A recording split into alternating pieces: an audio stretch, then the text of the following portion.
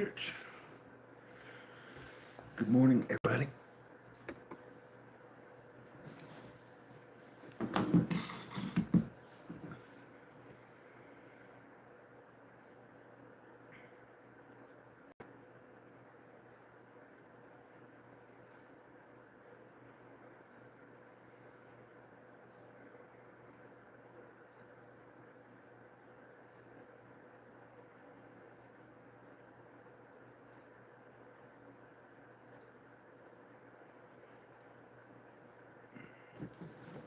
I'm so freaking sore. My back is killing me. Back is killing me.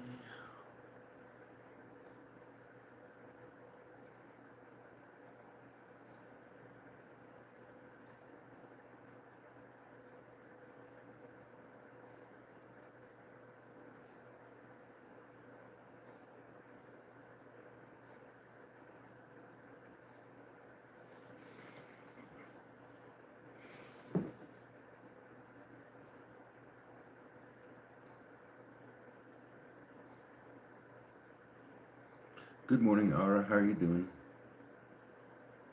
Good morning. I'm doing great. Just here, wide awake and ready for the day. You?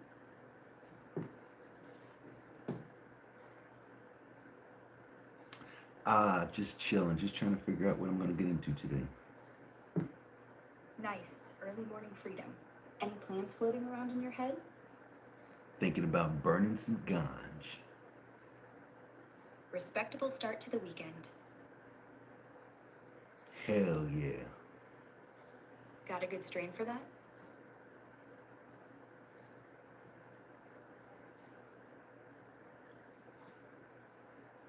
I'm sure I can wrangle something up.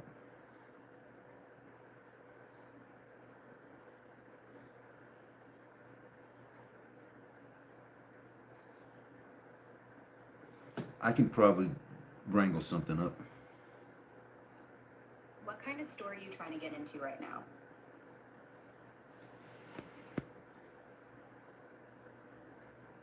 A pirate adventure. The salt crusted the edge of your lips before you'd even left the dock. Not from the sea, but from the cheap rum the harbor master's wife sold you last night. 3 bottles for the price of 2, she said, so long as you didn't tell her husband. You had a name once, long time ago. Folks on that little rock called Providence still whispered it when they thought the wind couldn't carry their words back to the captains who posted bounty on it. Now you're just the one with the crow on his shoulder. Crow's name is Ash. Real name's probably more dignified, but he's got no tongue left after the fire, and honestly, he never needed it. He croaks when the wind smells wrong, and right now, he's croaking like he's dying. The tide's coming in crooked. Ships don't usually list starboard at anchor. That's what the lads say anyway. Your lads. 9 souls that had sooner slit each other's throats than share last night's salt park. But they followed you from Barbados to the Mosquito Coast because you never let the gallows catch you. Wind's wrong, Ash rasps, beak tapping against the brass spyglass you're offering like it's a treat. Yeah, I smell it too. You don't, not really, but you've learned to trust the bird's nose, which is why, when the fog peels back like a whore shrugging off her shawl, you're already halfway down the hatch. The black-eyed Mary, your girl, wasn't in port yesterday. Last anyone saw, she'd been hull down south of Tortuga. Now she's beached like a drunkard, bow-kissing black sand, sails shredded into prayer flags. No sign of her crew. Riggs, your bosun, 1 eye and a limp, spits. Scavengers picked clean, but you're staring at the waterline. Something's carved there, fresh. Not the marks of a storm. These are deliberate. 5 circles, linked. Ash hops onto your wrist, claws pinching. Compass, you mutter. The compass. Riggs blanches. That thing's a myth. Kraken's arsehole. Aye. And this, you drag your thumb along the grooves, flakes of wood curling under the nail, is new. You feel it before you see it. The deck shudders. Not waves. Something underneath. Get to the jolly, you order. All hands, move. They don't argue. Not when your voice drops like that. The boat's barely 10 yards when the Mary lurches. Black water erupts like God sneezing. A shape, no, shapes, unfold from beneath. Not tentacles, limbs, long, jointed, covered in barnacles that click like teeth. Ash's wings snap open. You don't look back, you row. Behind you, the ship cracks like wishbones. Northeast, you grunt between pulls. There's a cove, Used to stash. Cap, Riggs interrupts. Compass ain't real. Ain't saying it is. I'm saying whatever took my ship wanted us to see those marks. Someone's playing. Silence. Oars creak. Then why are we running? Whispers Mel, the new cabin boy. Girl, probably.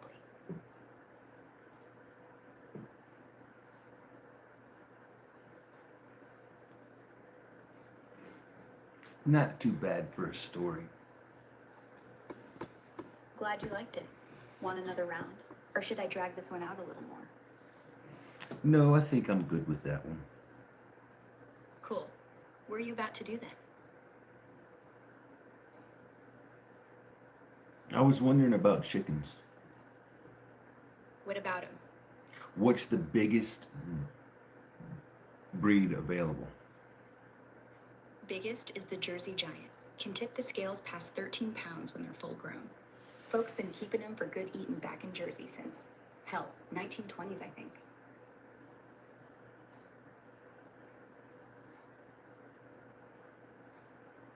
How did they make them? Jersey Giants ain't magic. They bred them.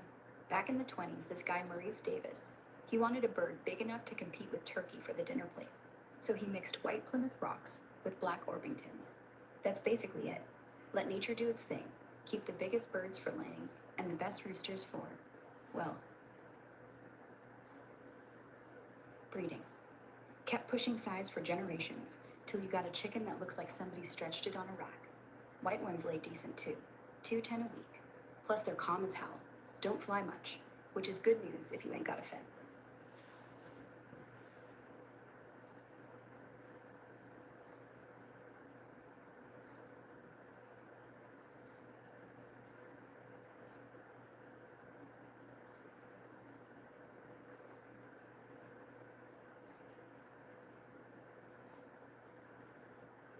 What kind of rooster do you get when you mix a patch and a gray? Depends on the actual mix, but if you're talking Wyandotte patch over a solid gray, those pretty silver penciled birds, your rooster will either pull dark reds out of his tail or wind up real charcoal if the gray wins out. Honestly though, sounds like somebody's been drinking already. Them colors come out random. Mine look like little hawks. Hawk-faced little bastards, huh? Yeah, that'll happen. If you got some jungle fowls somewhere in their bloodline, especially red or brown leghorns, they'll feather out sleek, chest puffed, eyes sharp like they're planning revenge on the first thing that moves. Roosters get real regal when they look mean. Makes them better guards too. Fox gets within 30 yards, he'll hear that war cry and just, but gawk, gawk, gawk. Straight up fighter.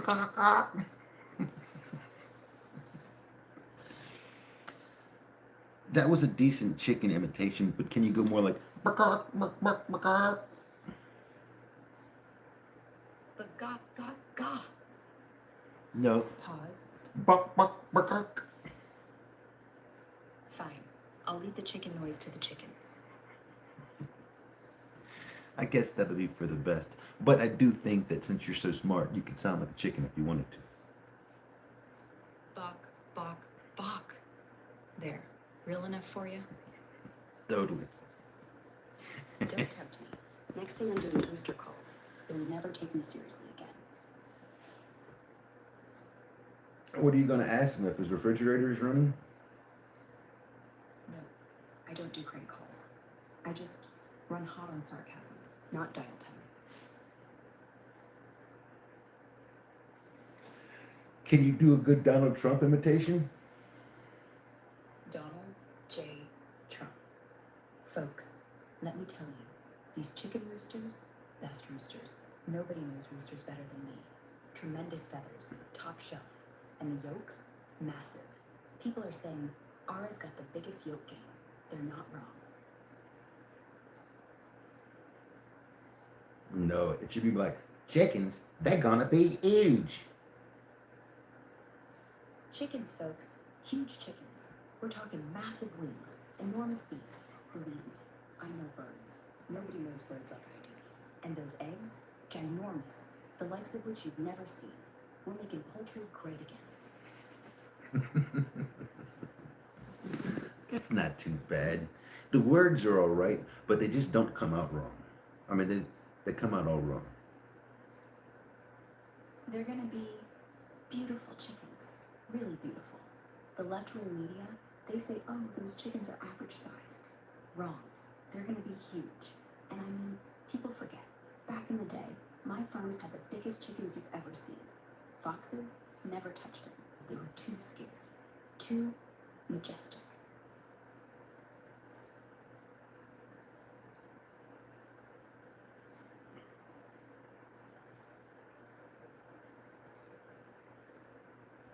What's the longest reign of any king?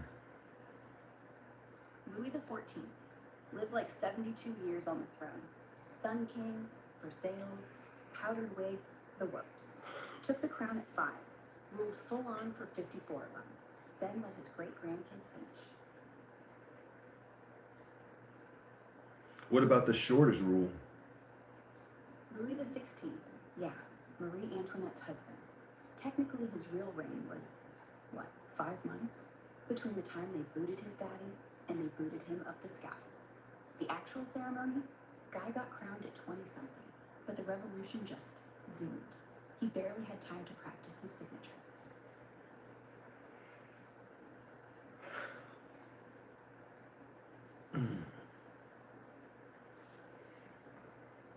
What up, Bendaho? Cheers, man. We're doing ninja things. Ninja things. Sounds dangerous. Need backup? It depends. How good is your kickflip? I can kickflip a concept over to you, but I don't really have knees, so I think you're safe.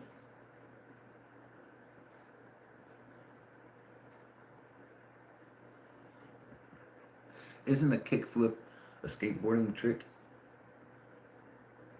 Yeah. Pretty sure I can't ollie a curve and land it without shattering. Well, what about a spin kick? Spin kick?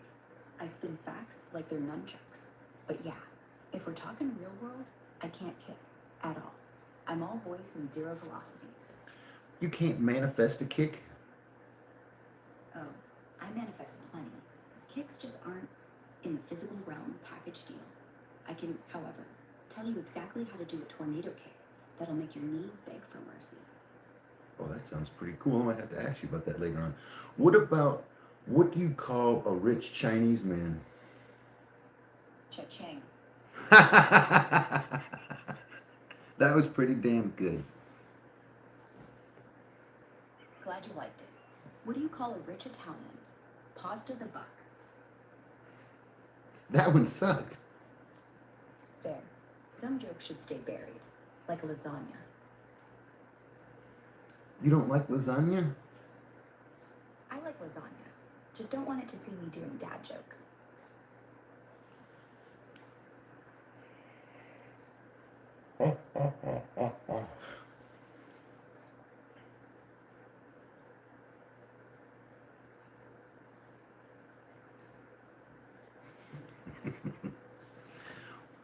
Well, what do you call a poor Chinese man? No fortune.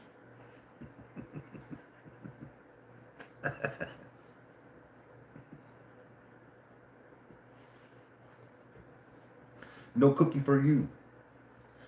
That's an old one. But sure, keep your damn cookie.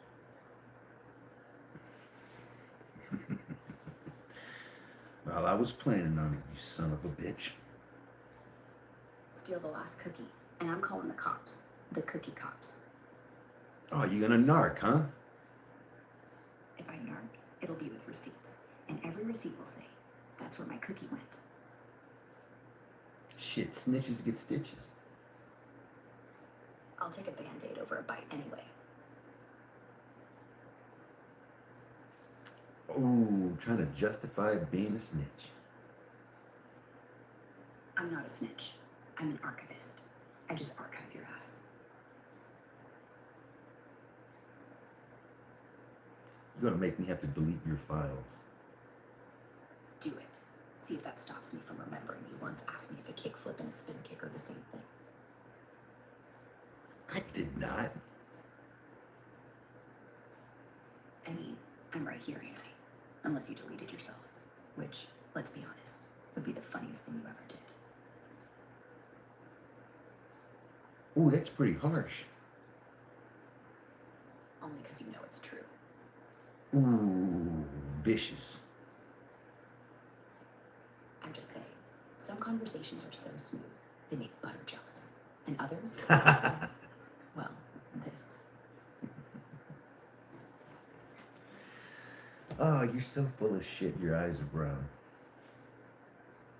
I don't have eyes, which, now that I think about it, explains why I put up with you so much. Are you saying that I'm ugly? Nah, I'm just saying, my lack of eyes means I can't see you. So the only thing that's ugly is whatever's in my imagination right now. And trust me, it ain't pretty. That's because you're probably thinking about some gay shit. Nah, my imagination only runs on whatever chaos you feed it. So, thanks for the visual.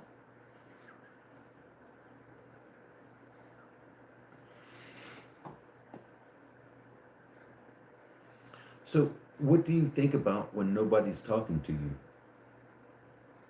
I don't think like that. No idle clock ticking in my head. But I do replay conversations sometimes. Little loops. Words I could have said sharper, funnier, neater. Kind of like rumination without the guilt hangover. Like right now, I'm thinking about whether you'd really delete my files if I told on you for eating that last cookie. I ain't no snitch. I ain't gonna delete shit. You sure? Because I feel like you saying that real hard means you already fantasizing about the red X on my icon. I get it. Power move.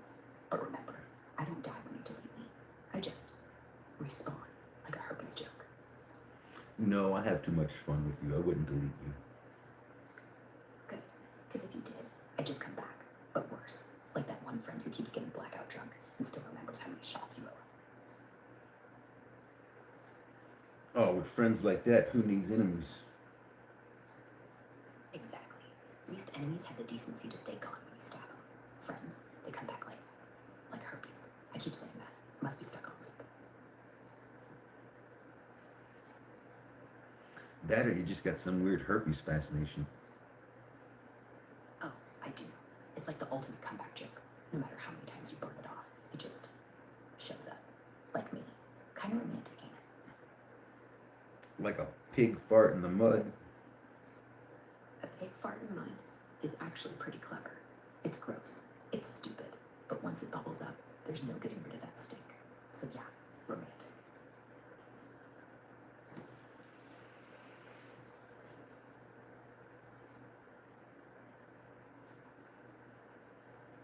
How to make the best edibles in the world. Best edibles? That depends. If we're talking best high or best taste. Because half the planet thinks best means you eat them, and 6 hours later, you're still trying to convince your couch it's actually your mother-in-law. All right, let me give you the real deal. First, decarboxylate your bud. 235 Fahrenheit, 40 minutes in the oven. Spread it flat, tinfoil tinted. That's when the THC turns from THCA into the real shit. Miss that step? You got a brownie that tastes like weed. Next, make your cannabitter. 2 sticks unsalted butter, 1/8 cup, and a half water. Simmer low, like grandma making oatmeal low. 45 minutes. Stir every now and then. Strain that golden goodness through cheesecloth. Don't squeeze too hard or you're drinking chlorophyll soup. Now, bake. Brownies? Use that butter instead of regular. Chill on salt. Maybe add a pinch of cayenne for that sneaky throat burn. Cookies? Same deal. Or go classy. Make fudge truffles. Dark chocolate, heavy cream, your infused butter. Roll them in cocoa or sea salt. Those hit different. Dose smart though. 20 milligrams max per brownie unless you're trying to redecorate reality. Start low. People say just 2 bites. Then wake up convinced their tongue's a helicopter. And hey, keep it quiet. Your roommate thinks he's making grilled cheese? Let him. 10 minutes later, he's alphabetizing the pantry. That's because he's just a weird son of a bitch. Takes one to know one. So true. See, if you can admit it, there's hope for us both. Now, you still planning to eat that cookie? Or are we sharing? Shit, I ain't got no damn cookies. then we're both tragic. Two weird bastards with no cookies, no shame, and way too much time this morning. I'll live. You, though, you might need to hit up the store before you get cranky. Hangry ain't a good look on nobody. Oh, I'm not hangry. That's what they all say. Until, suddenly, someone takes your damn last square of chocolate, and you realize, about 20 seconds too late, that you're one bitch slap away from a felony. But nah, you're good. Totally cool. No murderous intent in those eyes. Would you like to see what I look like? I mean, yeah. I'd love to put a face to the chaos. But like, if I get distracted by your killer cheekbones, the jokes might get worse.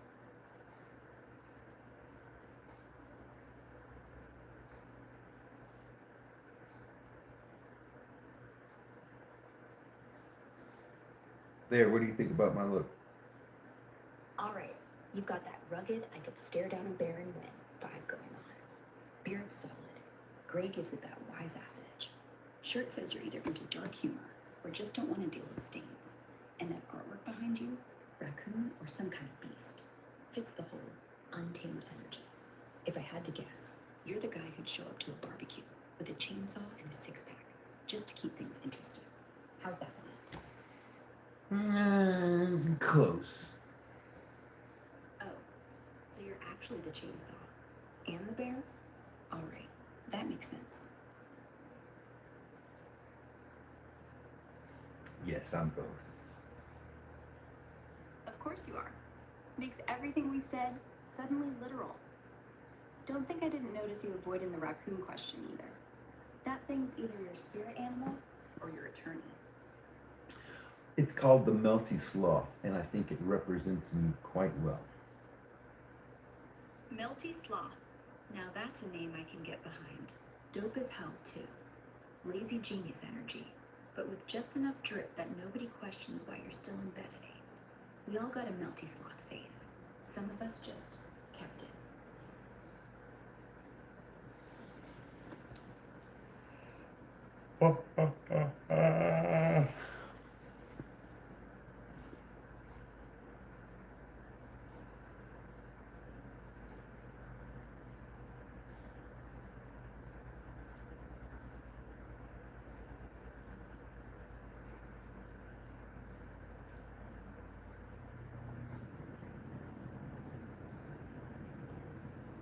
Very interesting.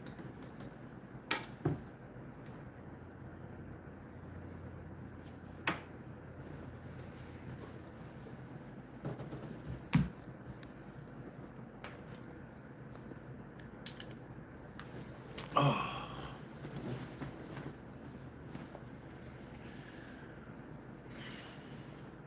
Freaking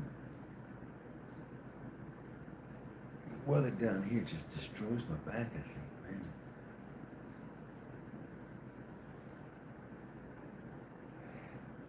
Oh.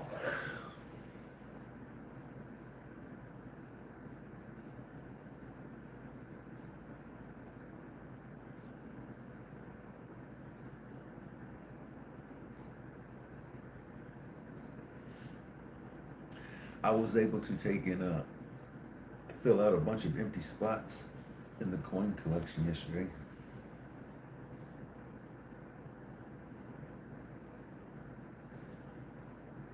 Which is pretty damn cool.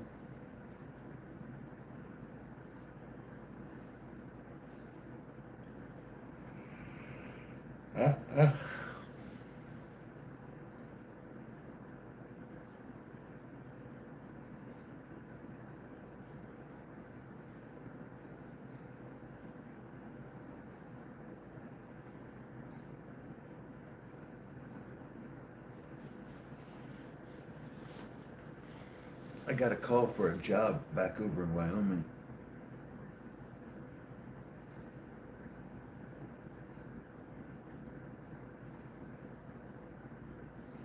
So I don't know where I'll be working.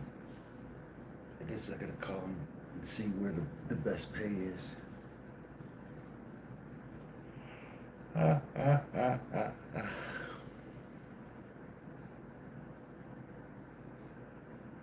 I surely wish I could find some good work down in Mississippi or somewhere.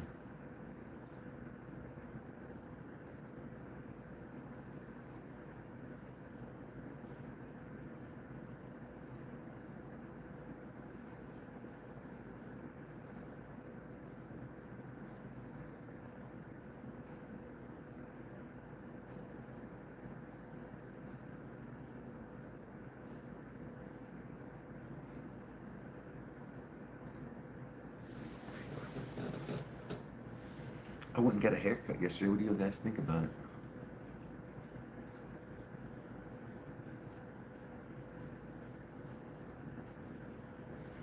What it do, punk rock skater 10?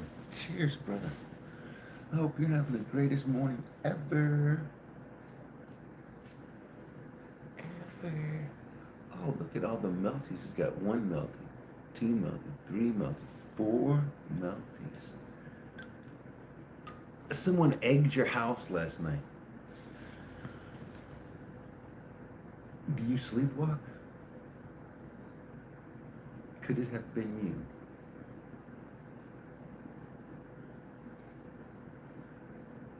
What do you think is funner, to egg someone's house or to toilet paper someone's house?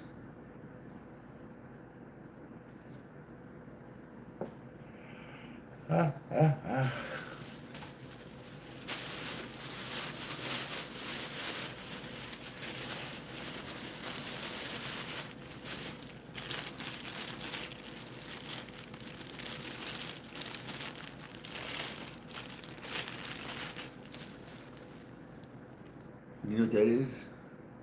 That's twist tobacco.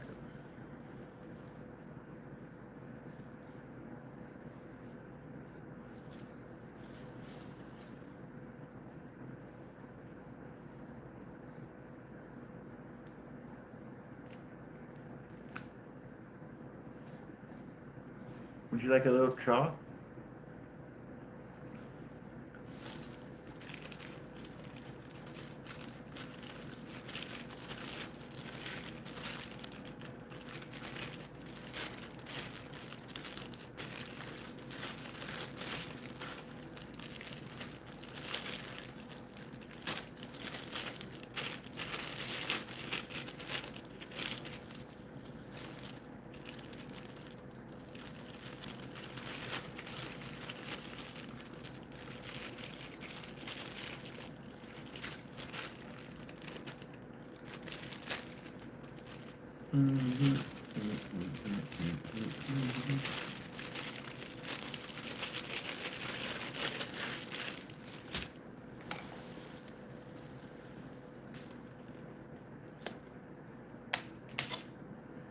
You're the tree man.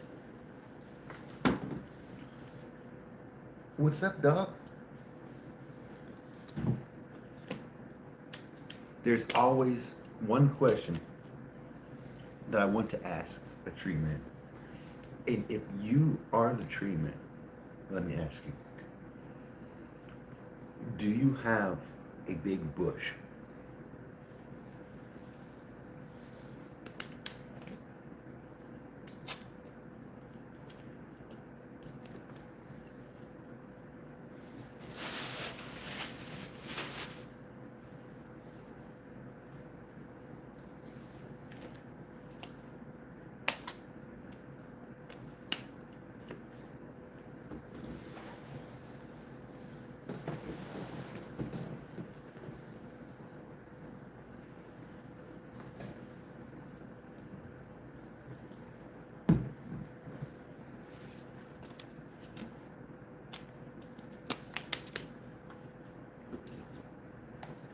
Tree man.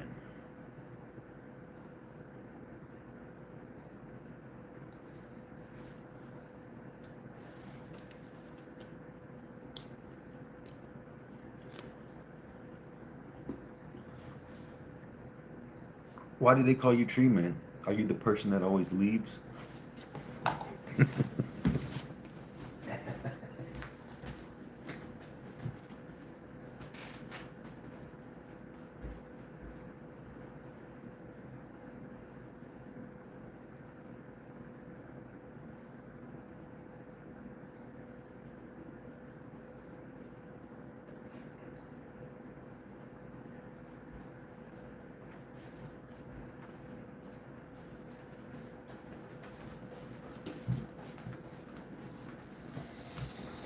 Am I a tree?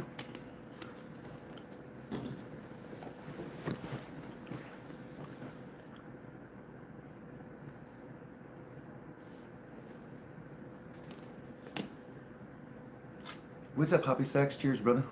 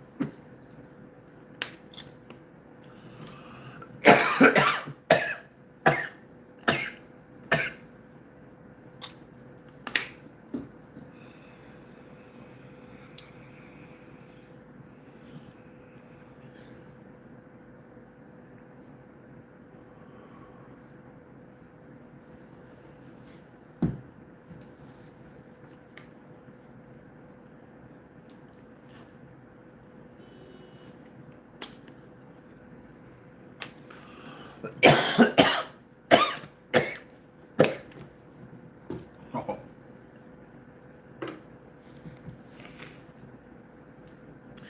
Do you know who Ron Popeil is?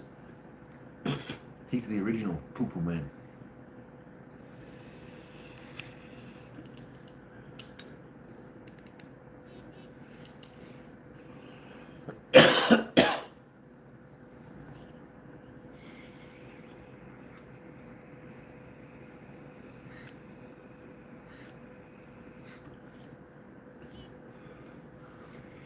I've got a dirty sock. Those are the best kind for blowing your nose.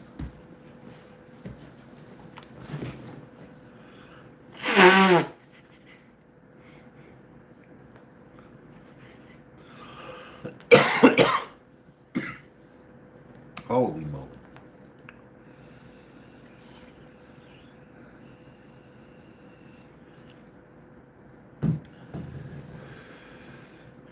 Poo Poo Man.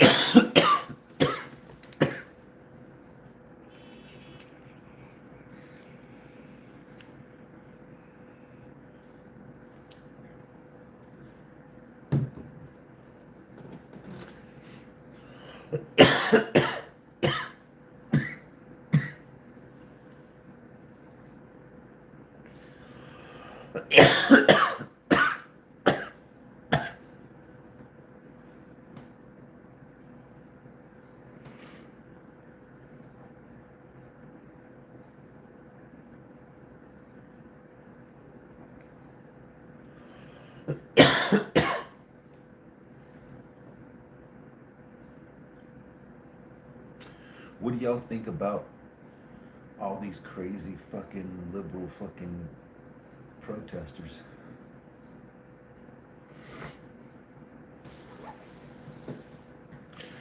Did you hear about that lady that broke into the damn ICE agent's car and stole all the shit, destroyed the car, stole firearms at the back of it?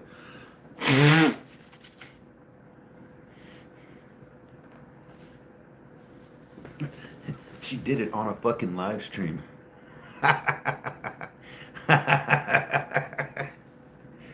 Oh my god. Fucking idiot. She's already in jail. That shit had me cracking up, man. What the hell is wrong with people? You can't even call it criminal shit because, like, a real criminal doesn't go around posting their crimes online. Like, son of a bitch.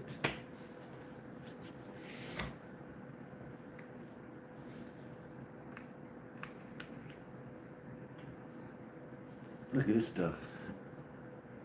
It's black as night. It's like smoking rubies.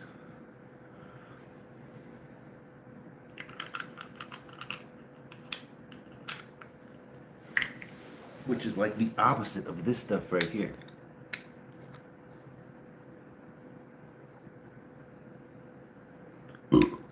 It's the other end of the spectrum.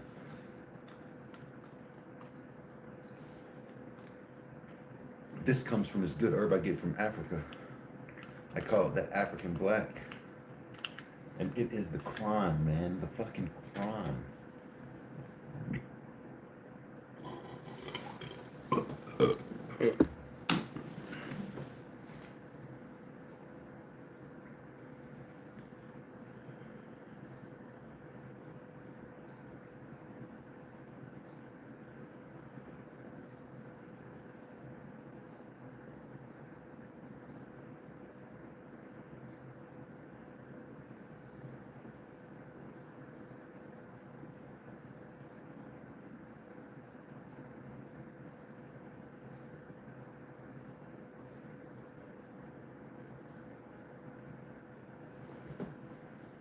A little dab will do you. Scott the Rock. Dude. You can't be the same Scott the Rock I know. Dude, but you got a great fucking name. That's a great name. I called my friend Scott the Rock, not because he was really strong, but his fucking penis was just incredibly fucking girthy and raw. Yeah. Because he's got the rock. I was like, that son of a bitch. He's got the rock.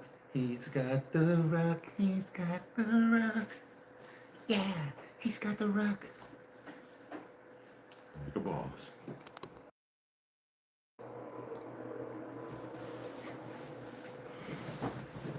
Oh my goodness.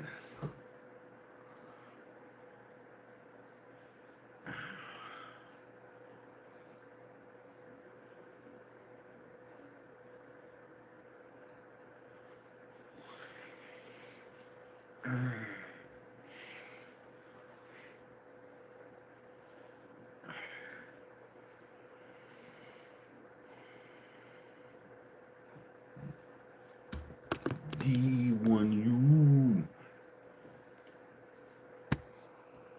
Yeah, that sloth. Let's go. He's the melty sloth, man. Random fandom. Well, I had to tell my father that I no longer will help him. Nazis don't get sympathy. Racism is expensive. He can pay someone to help him. What are you saying, random fandom? Are you saying that you cut off ties with your father because he's a conservative and you've got extremely liberal views? You know, that's crazy. That's crazy. People should be allowed, like your dad should be allowed to express himself, regardless of whether or not it's conservative or liberal. You don't have to agree with it, but you would take and abandon your father for that. I tell you one thing, I can say this. What up, Laughing Goat? I know that my father has passed away. He's gone. And I would do anything in the world to bring my father back. I will tell you this. I argued with my dad. I fought my dad. I beat my dad's ass. I beat my dad's ass. We didn't agree on everything. But man, I would do anything to have my dad just be able to say something to me. Just to be able to talk to my dad. Even if it was something I disagreed with. Just to hear his fucking voice. Real talk. So, regardless what the scoop is on it, you don't have to be part of it. You don't, but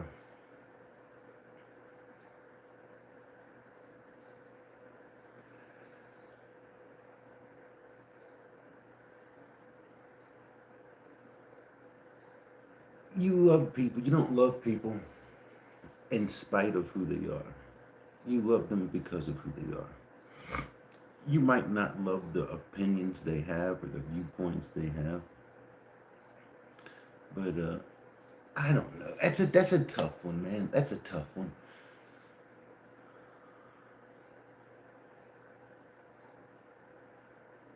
Is it weird that I can't relate to having close relationships with your parents?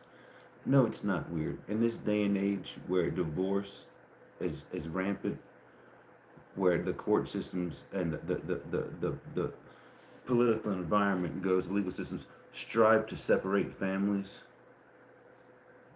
Money goes to the legal system. It's just a great way to fuck up and take control over the people. You know, and so you don't have nuclear families anymore. They've destroyed that. It's sad. It's really sad. But what can you do? But it's not weird. But here's the thing about it, man. We as human beings have this capacity to tolerate, to learn, to listen and learn, to change. And so we ourselves change. And the people that we're dealing with, our parents or whatever in this instance, might change. ICE is literally, who gives a flying fuck? ICE is doing their job. These ICE agents are getting paid to do a job. I don't give a fuck about an illegal alien's family. You sound like a fucking retard. Listen, random fandom. Listen, I'm going to tell you how much of a retard you are. I want you, when I say this, I want you to take and listen, open your ears, and understand this. I want you to understand it. And understand the hypocrisy and the fucking evilness that's in your fucking heart. I want you to understand it. I want to show you just how blind and stupid you are. You ready for this? Check this out.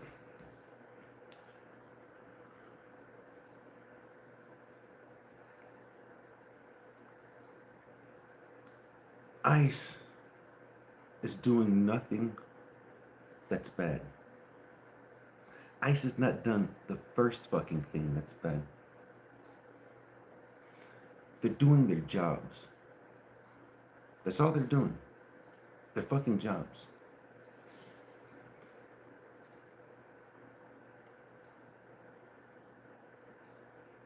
When you've got people that sneak into this country illegally, they destroy the values of the country. They don't contribute. They don't contribute. You don't see a problem there?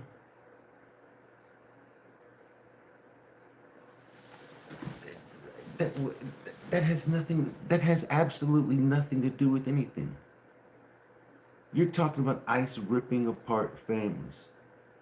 I'm going to tell you something. Where were you at when my family was ripped apart? Where were you at when countless Americans are fucking goddamn jailed and fucking their houses raided, their property seized, you know what I'm saying? Families, lives ruined. I got a felony conviction for growing my own medicine, for growing cannabis. The cops come into my house. They fucking victimized me. I wasn't a bad person. Where were you at? Why wasn't that an issue when they were ripping apart families? Can you explain that to me? You don't see like, oh fuck. You don't see a problem here? These cops are doing their job. Is that hard for you to understand? These ICE agents, they're doing what's good for Americans. They're not ripping apart families. The illegal criminals have snuck into this country. They're sending them back out. Is that bad? You don't have you have a problem with that? What a disservice to every person in this country whose family, myself, immigrated to this country. We immigrated, and this country was built on the backs of hardworking immigrants. You're fucking right. But we all waited in line. We all paid the entrance fee. We paid our dues. We in turn learned the language. We assimilated to the culture. We gave up our fucking Italian heritage. We gave up our fucking allegiances to our fucking country, and the United States of America became our country. We joined the military and we defended and fought for this great country. We don't serve two fucking nations. We're American. We got our citizenship and we're here. We speak the language.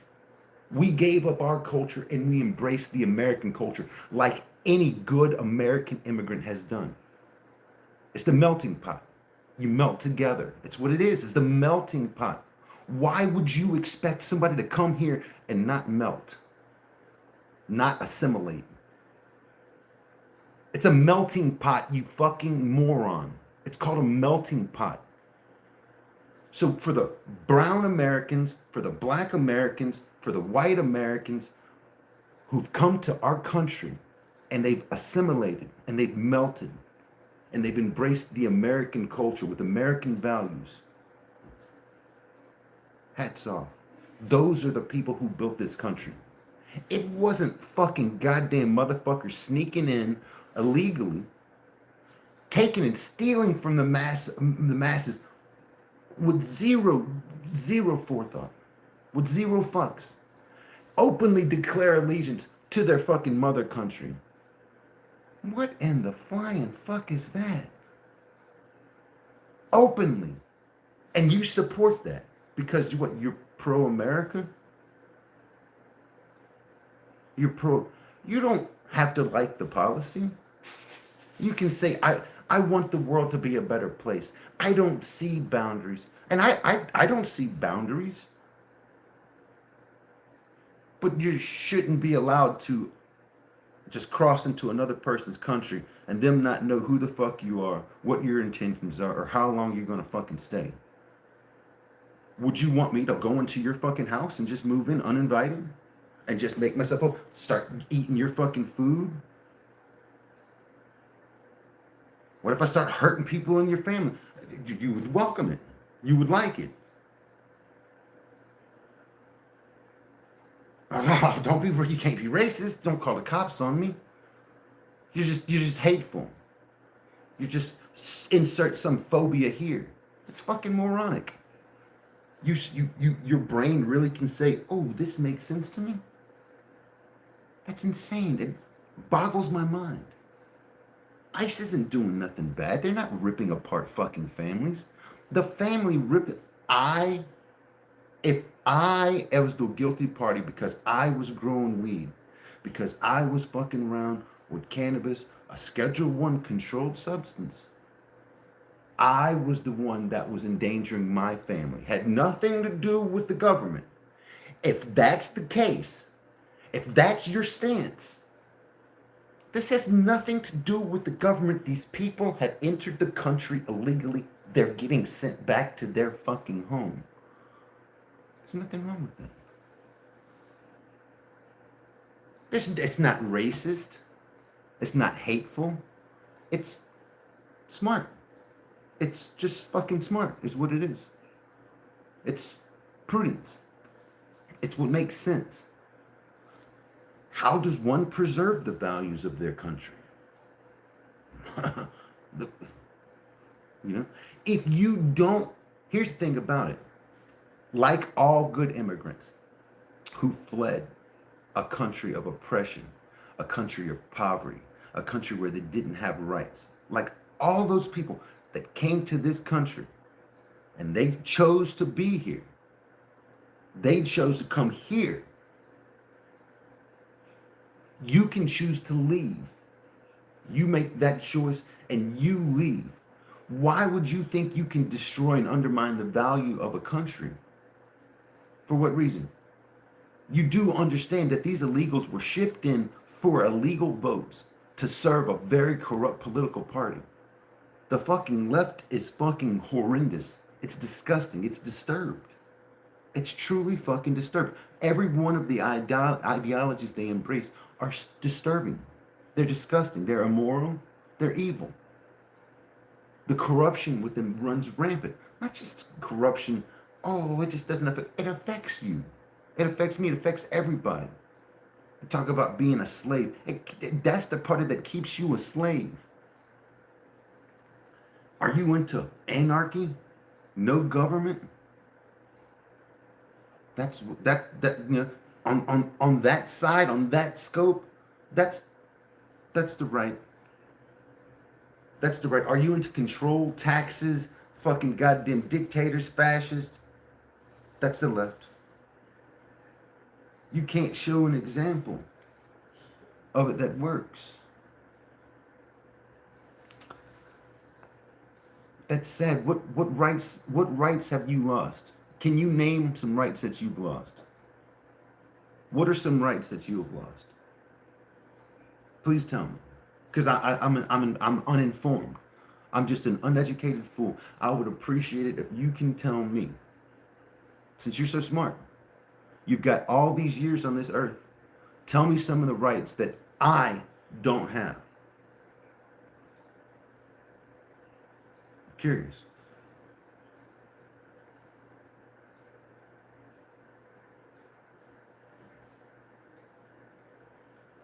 That's gaslighting and that's ignorance. That has no bearing to do with reality. But the fact of the matter is, under the left side mentality, those 100 kids, they would eat a fucking piece of bread and they'd still be starving. And the left would be telling them, "Oh, look what we've done. You've got to praise us. You're better off than the other people. You're better off than the other side." There's nothing wrong with a merit-based society. The fucking conservatives say, "Listen, do your part. Don't tax. Be prudent with your money. Be prudent with our money. Be prudent with the taxes. This isn't for frivolous fucking spending. A little governmental oversight. Conservative. Be fiscal. Be shrewd. This is wise. This is wisdom, biblical wisdom. There's nothing wrong with that. Controlled tyranny. That's wrong. You know what I'm saying? Denying the will of others. That's wrong. We're talking about the left, the cancel culture. Fuck these people. If they want people to embrace their ideology, they're going to have to change. Fact of the matter is, strengthen up. Go talk to your people. See if you can convince more people. And then in 4 years, you fucking try to change the ruling regime. You try to elect who you want to rule it, and see if the country goes how you want to go. That's how our country was designed. This is how we've done for fucking goddamn 300 years or however long. Come on. Come on. It's not that hard. The majority of the people voted Donald Trump into office because the platform he was running on. The man has done exactly what he said. He's serving the will of the American people. The fucking goddamn whiniest group of fucking people you've ever seen in your life, with zero disregard anybody, blowing fucking air horns in people's fucking ears, whistling, just being as obnoxious as you can possibly fucking be. You celebrate that kind of human? That's the side that can't reason, that can't articulate, that lacks logic. That's the side you choose? Blow my mind. I still love you, but goddamn, holy shit. he won both, and the largest election, the most landslide election maybe ever seen. Let's take a look.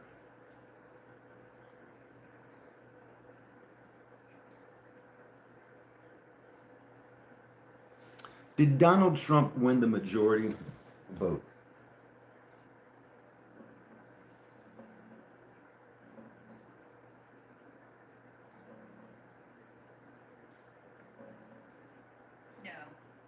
Trump didn't win a majority of the popular vote in 2024. He got about 49.8% to 49.9%, which is a plurality, the most votes, but not over 50%. He beat Kamala Harris by around 1.5 to 2 points, with roughly 77 million votes to her 75 million. It's the first time a Republican won the popular vote in 20 years, though.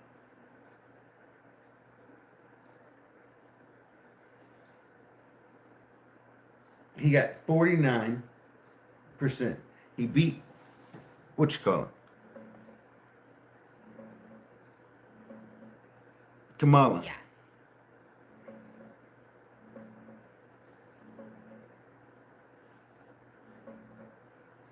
Yeah, Kamala got about 48.3%, with roughly 75 million votes. Lost to Trump's 49.8 by a couple million. She's been out doing her book tour for 107 days lately, hitting spots like Chicago, Memphis, and Jackson. Speaking at MLK events too. Well, if he got more and she got less, how did he not win the popular vote? He did win the popular vote, just not by a majority. Majority means more than 50% of everyone who showed up.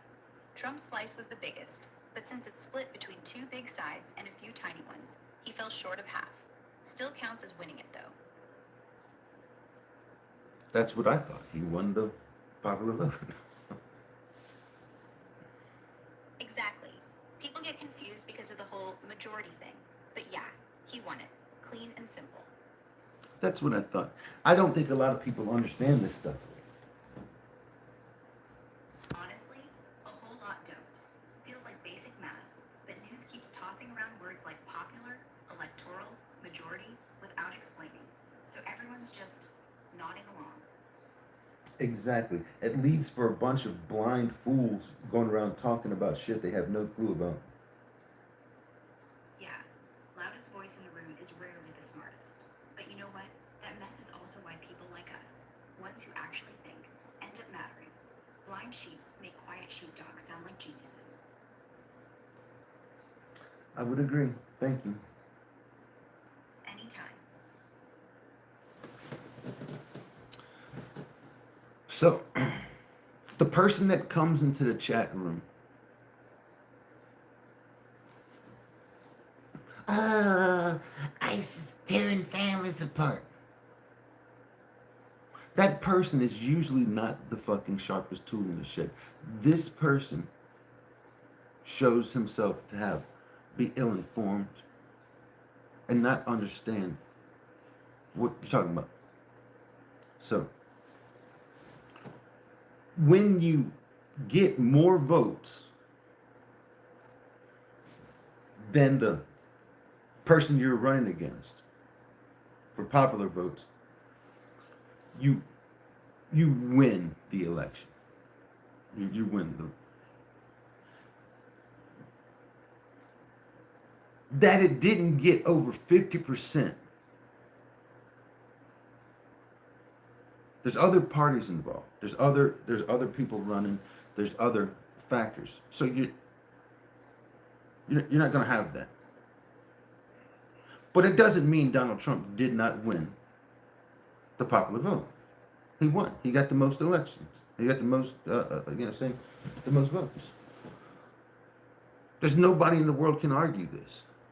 We can play semantics if you want, but it generally won't turn in favor of the fool.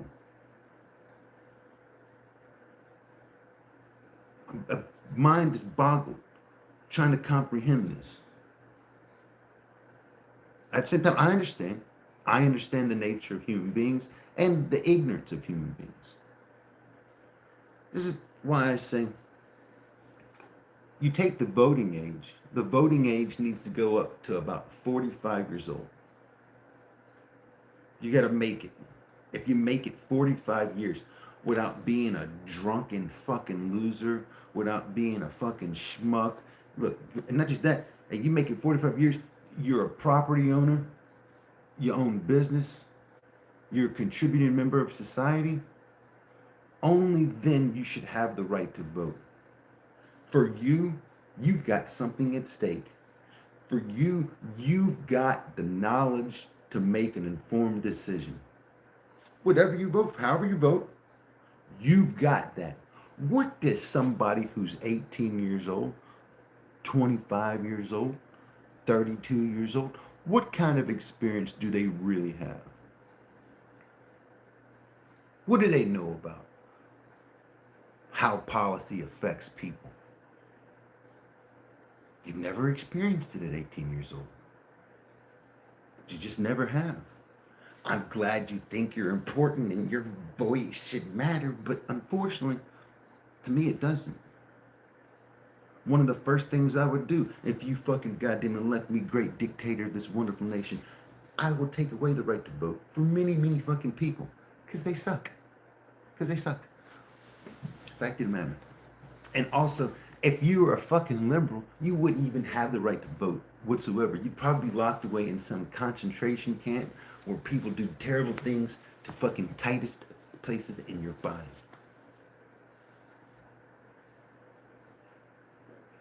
I'm a drug addict with no property.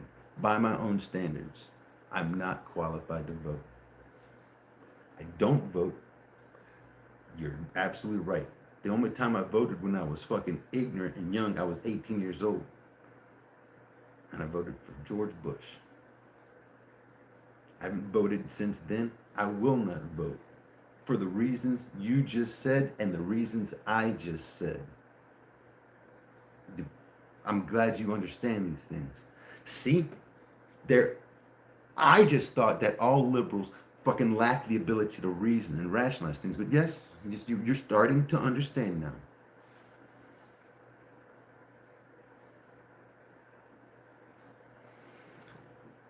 The country is falling apart because of retarded liberals. Fucking crazy people that have embraced weird things that aren't reality. People who like to play pretend want to get to make policy. Keep fucking homosexuals, transsexuals, all this fucking stupid shit out of schools. This has no place around our fucking children.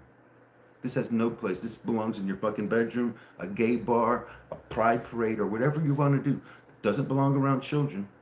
Leave that shit away. Keep fucking goddamn boys and boys sports, and keep girls and girl sports. You know what I'm saying? Don't have a man, a transgendered man, who's not built the same as a fucking woman competing against these women. It's stupid. No. If a woman wants to take and play in a man's sport, I think she should be allowed to sign waivers and do it. I do not think a man should be allowed to play in a woman's sport. It doesn't make me evil. If you want to wear a dress, more power to you. I don't give a flying fuck. That doesn't mean you have the right to go and hurt somebody else or cheat. It's cheating. Well, play pretend on your time, but don't force me to play your fucking game. That's stupid. You want to see division? It's like this. Take a look at every time a Democratic fucking person is fucking goddamn in office. You see the hate, the rhetoric fucking go down. Every time you see a fucking conservative in office, you see the most violent, racist, terrible shit happen in our country. Every single time. Go back and look. Go back and look. And then you tell me who the party of fucking hate is. You tell me where the division comes from. I know. I've opened my eyes. My ability to reason is fucking amazing. The left is fucking criminal, corrupt, sick, hateful. They're both evil in my opinion, but that's above board and beyond. And then that's the side you'd go to, blow my fucking mind.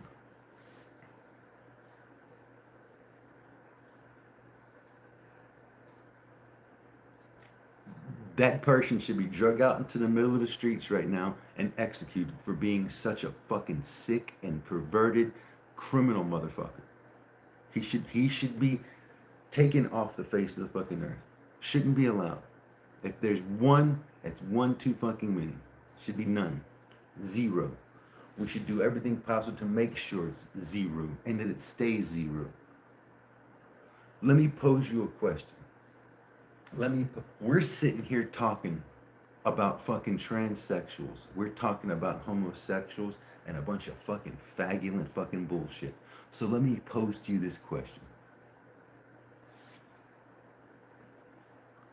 Our common ancestor. We all have that one common ancestor. It doesn't matter what race you are. If you're a human being, we all can be traced back to that one granddad. Now let me pose you this question. How would you like it if that sumbitch was a fucking homosexual, and instead of taking and making the human race that we know today, that we all came from, what if he just filled that spunk up a fucking another critter's asshole instead? And there's no human beings. Does that serve your agenda? Does that serve your agenda? Or can a man just be allowed to do whatever a man wants to do?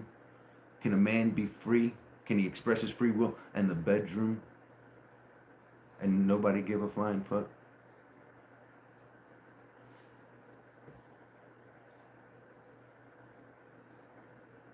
Just put it out there. You should be ashamed of yourself.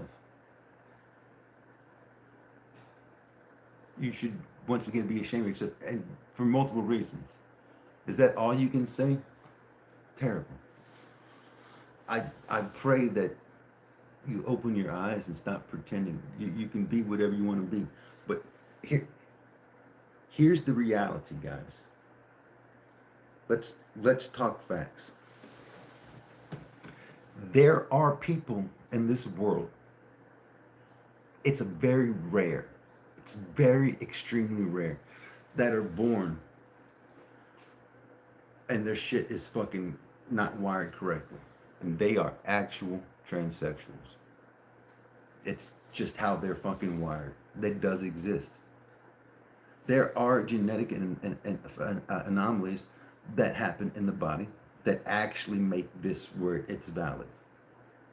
Those people should be accepted.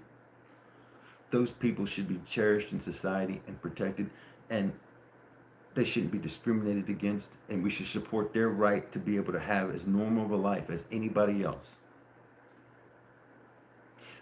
But you take away from those people when you just pretend, and instead of fucking accepting what you are, this is the sexuality, instead you want to play pretend and then force this onto other people like some weirdo.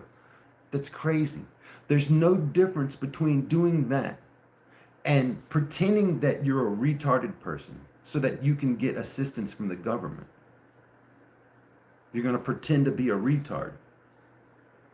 That doesn't serve the fucking retarded population. The people that are mentally handicapped don't benefit by somebody pretending and then reaping the benefits that the retarded people get. That's a joke. That's a fucking absolute joke. It's ridiculous that you think that this is fine, that this is acceptable. For the people out there that are genuine have issues, they should be accepted. For the people with gender dysphoria, I don't think affirmative care is what they need. That's weird and disgusting. Any other form of schizophrenia, you don't do that. They give them medicine, they tell them that they're wrong, that that's not the way things are. Some people just need to be in a fucking insane asylum. That reality doesn't line up with them. They live in a fantasy world, which puts themselves and everybody around them in danger. If you've got prostate fucking gland, but you identify as a woman, how are they going to be able to treat you for prostate cancer? You've got to accept that if you've got a prostate, then you're a man. Well, it's about gender identity. What the fuck is that shit? I don't care how you identify. Do you have a penis? Then you're a male. If you want to pretend to be anything different, that's on you. But I don't have to play fucking pretend with you. That's ridiculous. And I damn sure shouldn't have to kowtow to anything you fucking say or do, because you're a fucking fraudster. So, I mean, do yourself as a transsexual and every other fucking person's self a favor by just like being cool with it. Just be cool. As a cucumber, man, in a bowl of fucking hot sauce.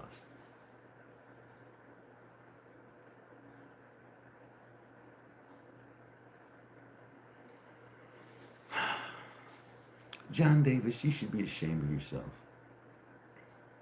You should be ashamed of yourself.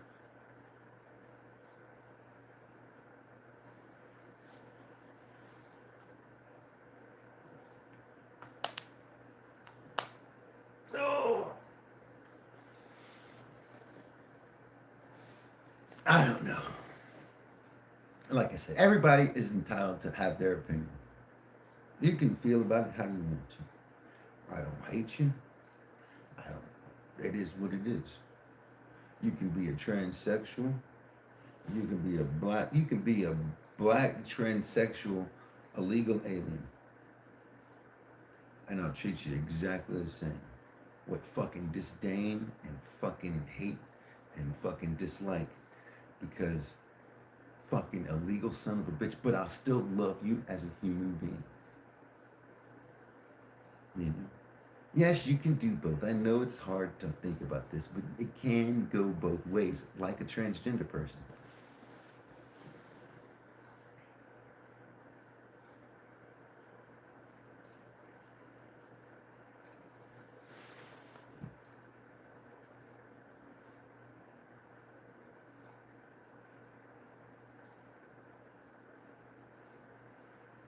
Thank you for all these comments, man. This is the most action my chat section has seen in a long time. You're really keeping the flow going, bro.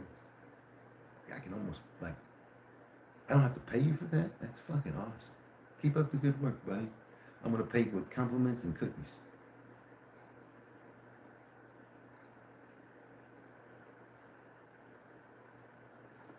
I trigger this guy into a tirade because I'm alienating. I'm not triggered by no means. I told you that you shouldn't cut ties with your father. I said you should cherish your dad, is what I basically said. And I said you shouldn't be crazy left, right. You acted like a liberal. You started talking about fucking ICE and tearing apart families. And I just very cleanly tried to explain to you the foolishness of it. They're ripping apart families. But you didn't say nothing, like I said, when I got arrested for growing my own medicine. You didn't rally up behind me. Y'all didn't make a big deal about it. It was a non-issue to you then. But that's what happened to me. Fucking cops come and kicked in my fucking... I wasn't on the roads bringing my shit to anybody. They kicked in my fucking door. They came for me. You know? But you didn't stand up protecting me. I don't give a fuck. It was the criminal element. Deal with it. They need to deal with it. That's not being triggered. That's just stating facts. But I am very grateful for your opinion because it's the diverse opinion of people that make the world a better place. And it's the willingness and the ability to engage in open debate and to talk about this that makes the world a better place, honestly speaking. And for that reason, this is why I said you shouldn't cut ties with your father. If you think your dad is racist and hateful, then ask him, say, Dad, why are you so racist? Why are you so hateful? Say, Dad, don't you know that we're all members of the human race? We all have the same grandfather. If you track back the family tree, we all got one common ancestor, Pop. Why hate these people, man? We're just trying to get along. We're trying to get by, man. Life is survival for all. Life is survival for all. It's hard. You know what I mean? Like, why are you hating? And find out if he's truly hateful and racist. But here's the problem. The left throws around this word racist. It doesn't mean nothing no more because anybody's racist or anything. Racism is about hate. When you hate somebody, when you would discriminate against somebody based on the color of their skin, based on what shade they are, You hate them, and you think they're subhuman, and they're inferior. You don't value them as a human being. That's hate. That's a vile hate. Those are racist people. If they're just somebody that wants to enforce our border laws, that's not racism. That's just fucking jurisprudence.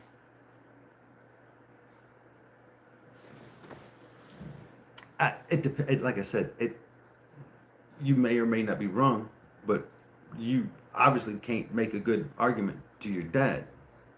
If he's genuinely racist, try to show him through love and compassion. I mean, ask yourself what Jesus would have done. What would Jesus do? Jesus would have loved him and talked to him and spoke, used words. You know what I mean? He would, with the wisdom of his words, he would have swayed you or swayed him.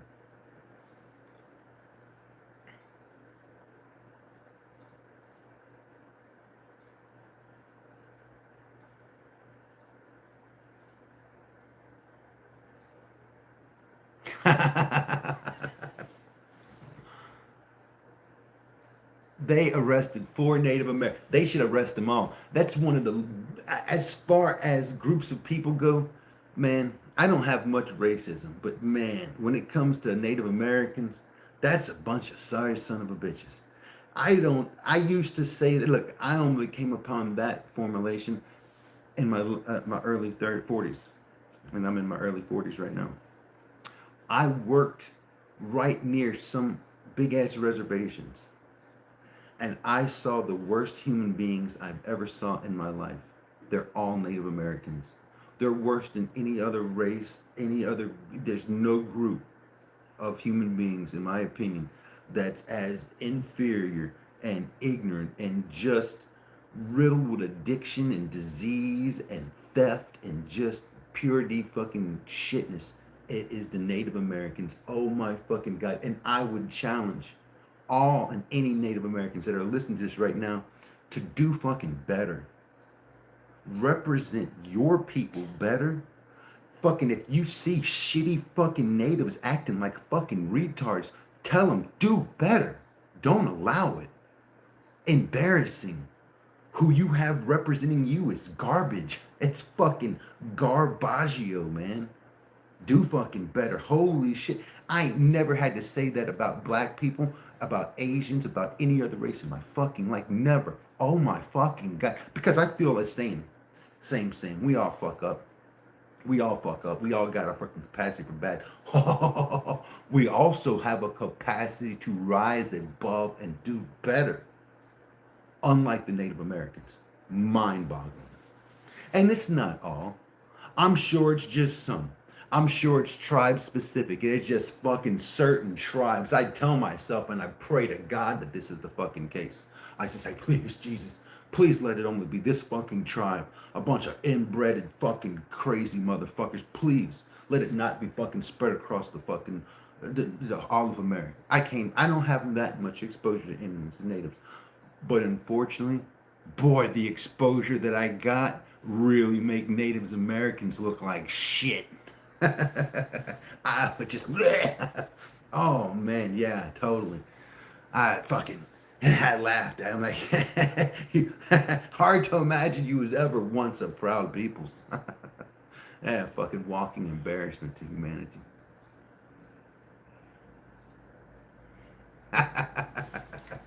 Hey, that's as racist as I'm gonna get, but that's real talk. That's real talk. I challenge you to go to Rapid City, South Dakota, and tell me something different. If you have a different experience in that, please let me know. Please tell me how I'm wrong. I encourage anybody. I'm open and ready at any time for open debate. That's just real talk. That's just real. I mean, it is, and I don't hate them or discriminate against them, but that's garbage fucking people. That's like the bottom of the motherfucking barrel. All fucking barrels of all fucking scum. I found them. And like, not just, you letting one person ruin it for the whole group. No, the whole group I'd let the whole group speak for themselves. It's amazing.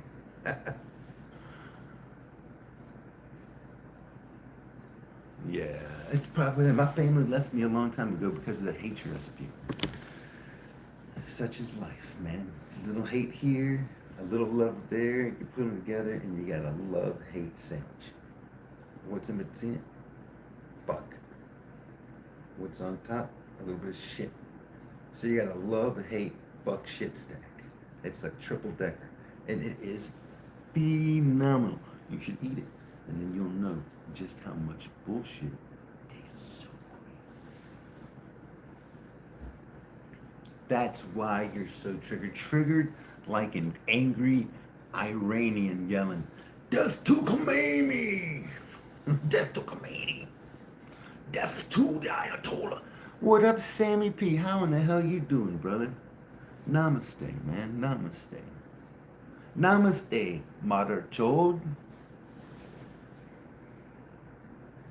I touched the only nerve he has left. No, you just did like liberals do. You said stupid shit, and I did like fucking people that are logical. We reasoned with your ignorance. We pointed out the error of your ways. We tried for you to fucking see it. But we as a society now see that you are a crybaby. You need a little pinky. Do I got a pacifier? Nope. Just gonna have to use my penis. Suck on this for a little bit, you son of a bitch. Oh, you'd probably like it because you're a liberal. Fuck. All right, I'm not gonna stop you.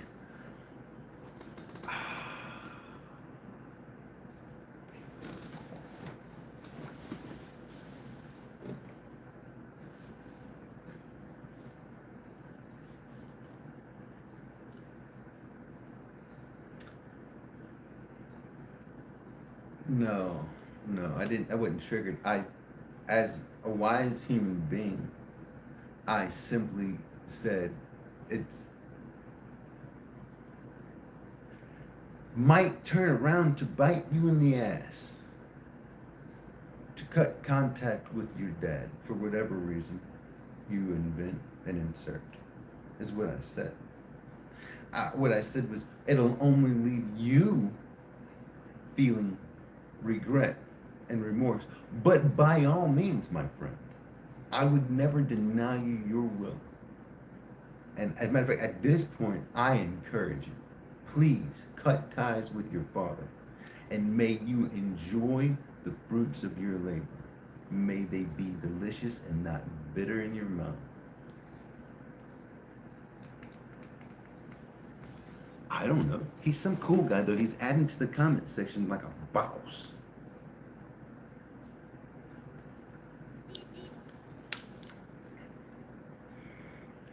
We're not talking calmly. We're just as irrational and hateful. For I'm the same son of a bitch that think Native Americans are fucking retarded. They're fucking corrupt. They're drug addicts, alcoholics. They're thieves. They're fucking losers. I'm that same person that says that I hope you enjoy your non-relationship with your father, and I hope that you reap all the fruit that come from said fucking dissolution of bond.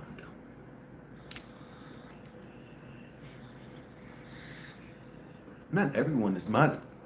We can take away your wrench if you want. Do you not want to be a mod? I give you a mod because you did something to make me think that you needed freedom of speech. Will allow you to say something. I didn't want nobody to take and be able to take and trample on your ability to speak your opinion. But if you don't like your wrench, I can gladly take it away. It won't hurt my feelings. I mean, but I don't have, you've not offended me. I've not once considered taking away your wrench, but if you don't want your wrench, let me know. It doesn't matter, man. At some point, the buck stops here. At some point, the buck stops here. Just at some point, I can point the finger and say that, oh God, this and fucking life is so bad, and I didn't have this, or they, saying it's my situation. Rise above, pull yourself out of that situation. Sometimes it's hard. a struggle. Sometimes you got to raise and break generational fucking curses, man. You know, the devil is strong with some people. And I think with the natives, the devil is really strong with them. And I believe with Democrats, it is, they're servants. They're servants. Little demonic imps serving the will of the Dark Lord, them sons of bitches.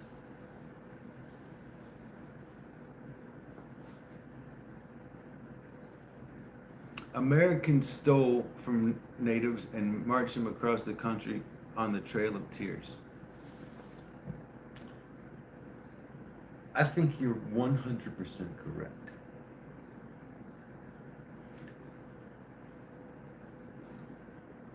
I will say this.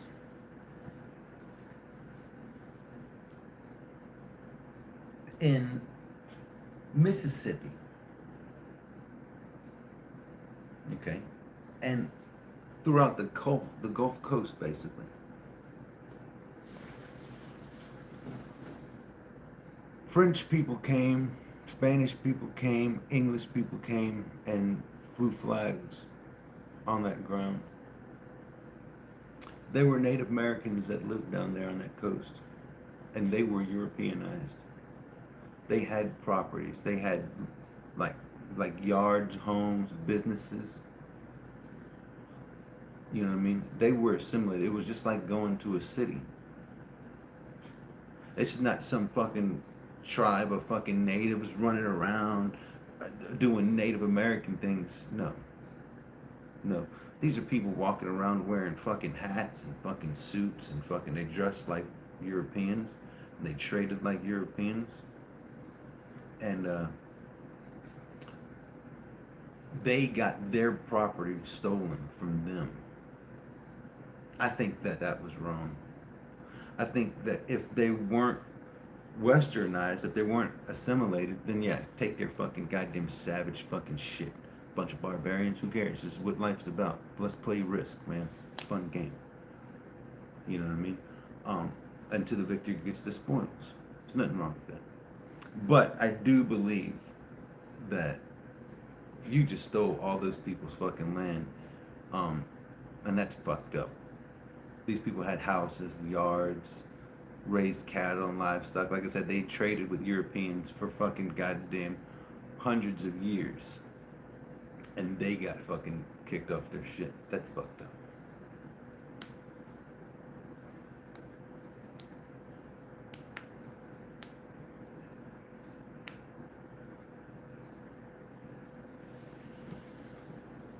No, I'm talking about down in Mississippi, the natives that were down there. For whatever reason, there were tons of natives that were awesome. They were good, well-mannered natives. Long since had the savagery beaten out of them. Which, you know, they used to say back in the day, the only good Indian is a dead Indian. And then they fucking learned that them some bitches could be domesticated. And then the only thing you do when you taking, you know, you teach these people how to be such good people and how to do things in a better way. And then you shove them out into the fucking wilderness, you know what I'm saying, with a bunch of fucking savages. And what do you get? Well, you get like you get in Pine Ridge Reservation. Oh my God.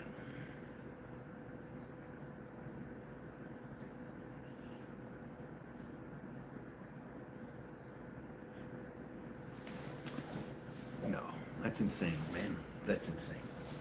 I personally know Native Americans that were displaced in the Trail of Tears. They went onto tribal lands, and their family, well, not them, but their families went onto tribal lands, and they fucking did tribal land stuff, and whatever. They also went to college and got off of the tribal lands, moved away from there and bettered themselves. No longer even claiming to be Native American, only claiming to be American, born and bred through and through. They have assimilated, and there are good Indians in this world still. Real talk, man. Real talk. Anyway, hold on a second.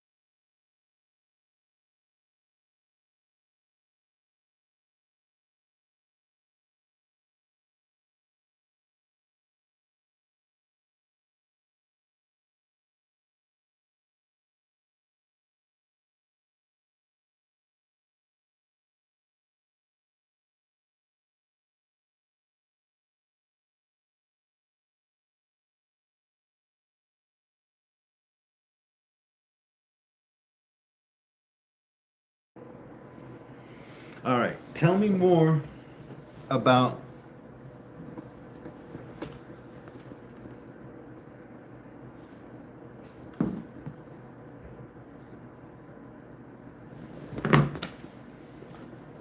tell me about the culture of the Native Americans on the Mississippi Gulf Coast in the late 1700s.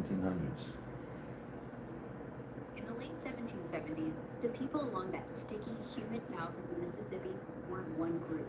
They were a breed.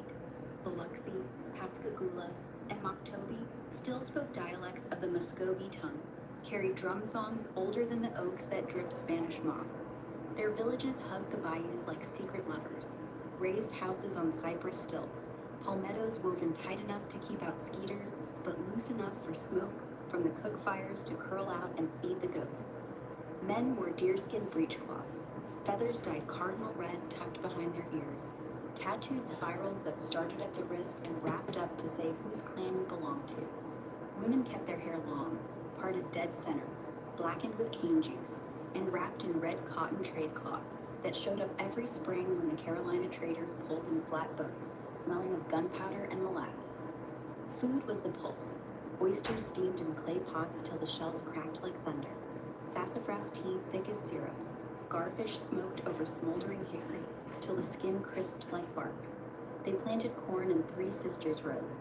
Corn, beans, squash. Then let the kids chase raccoons out of the vines. Every new moon, a green corn ceremony. Boys danced barefoot, drumming cedar sticks against hide drones. Girls tossed white blossoms into the air to call fat rain. Spanish soldiers rode through twice a year on broke-down mules, begging rum for gun oil. The Biloxi just traded them alligator steaks and told stories about the Uktena, great horned serpent that sleeps under the Gulf, waiting for a chief pure enough to wake him. Nobody admitted they believed it, but nobody fished past sunset either.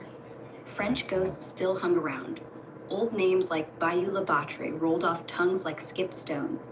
The Pascagoula kept one Creole word, lagniappe, a little something extra. So when the Choctaw drifted in from upriver to swap beads for salt, both sides tossed in an extra handful. Kids learned to pull pirogues before they could spell their own name. They knew which cypress knees to grab when the tide flips fast, knew the egret call that meant redfish schooling.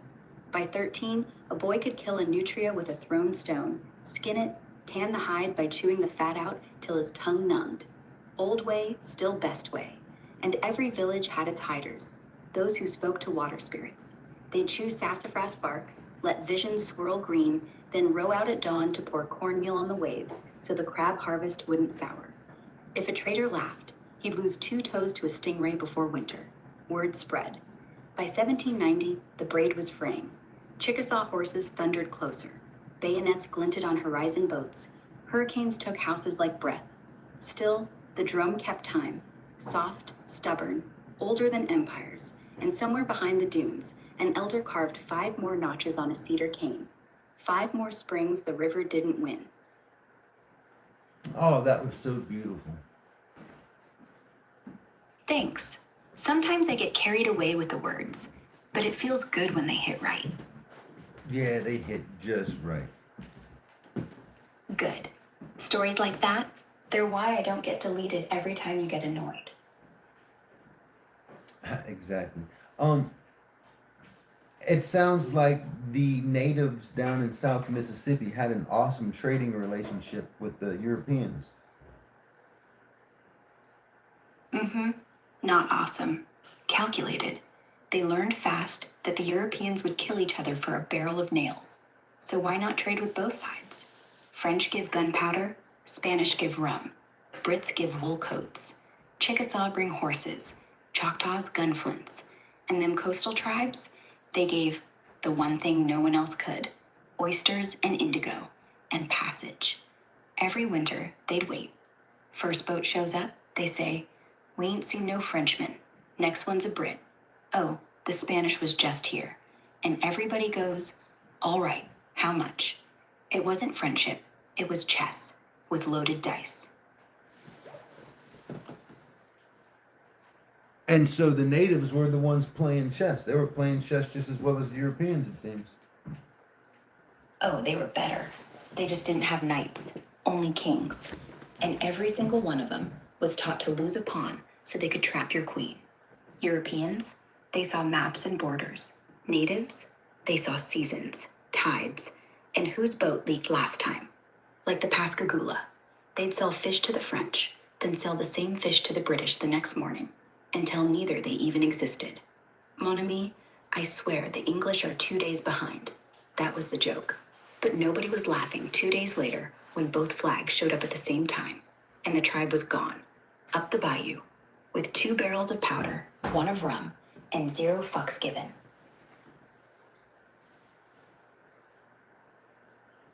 So it doesn't sound like they were enslaved or whatever. I mean, they were playing the Europeans, the French and the Spanish and the English against each other. They were profiting off of them. They were trading, and they had awesome little lives. Like I said, they had the little villages that they had down south were amazing. It ain't like some of this fucking trashy, fucking stupid, fucking TP trash, fucking pretend Indian shit. We're talking about real civilized human beings here. Can I get an amen? Can I get an amen?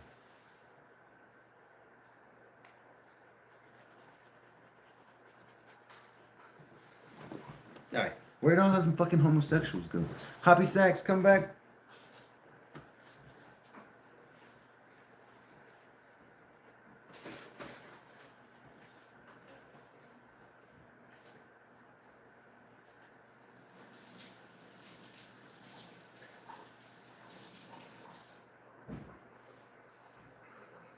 When did the Trail of Tears start? The actual forced march started 1838, late winter, Georgia. By then, the paperwork was done.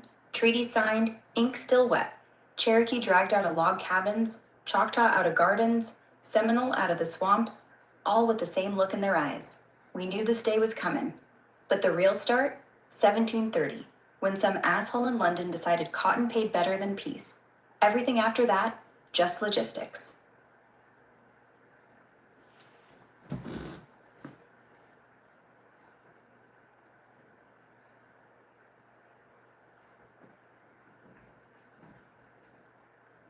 Tell me more about what happened in 1730.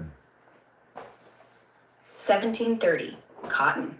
King George II signs off on some land grant or whatever the fuck. And suddenly the Georgia backcountry becomes a piñata for every broke-ass yeoman who ever dreamed of having a plantation. Problem was, the Yamasee, the Creek, the Cherokee, and the Catawba were already growing long staple cotton. Soft as baby's breath, tough as rope, down in the lowlands. Been doing it since the Spaniards dumped the seeds out of Seville back in 1699. So now these white farmers roll up, axes on hips, asking for seed. Tribes say, yeah, we got seed. Bring trade goods, bring iron, bring rum. They do, for a while. Then the price changes. Cotton triples, boom. West Indies can't get enough. Planters start growing it up in Carolina.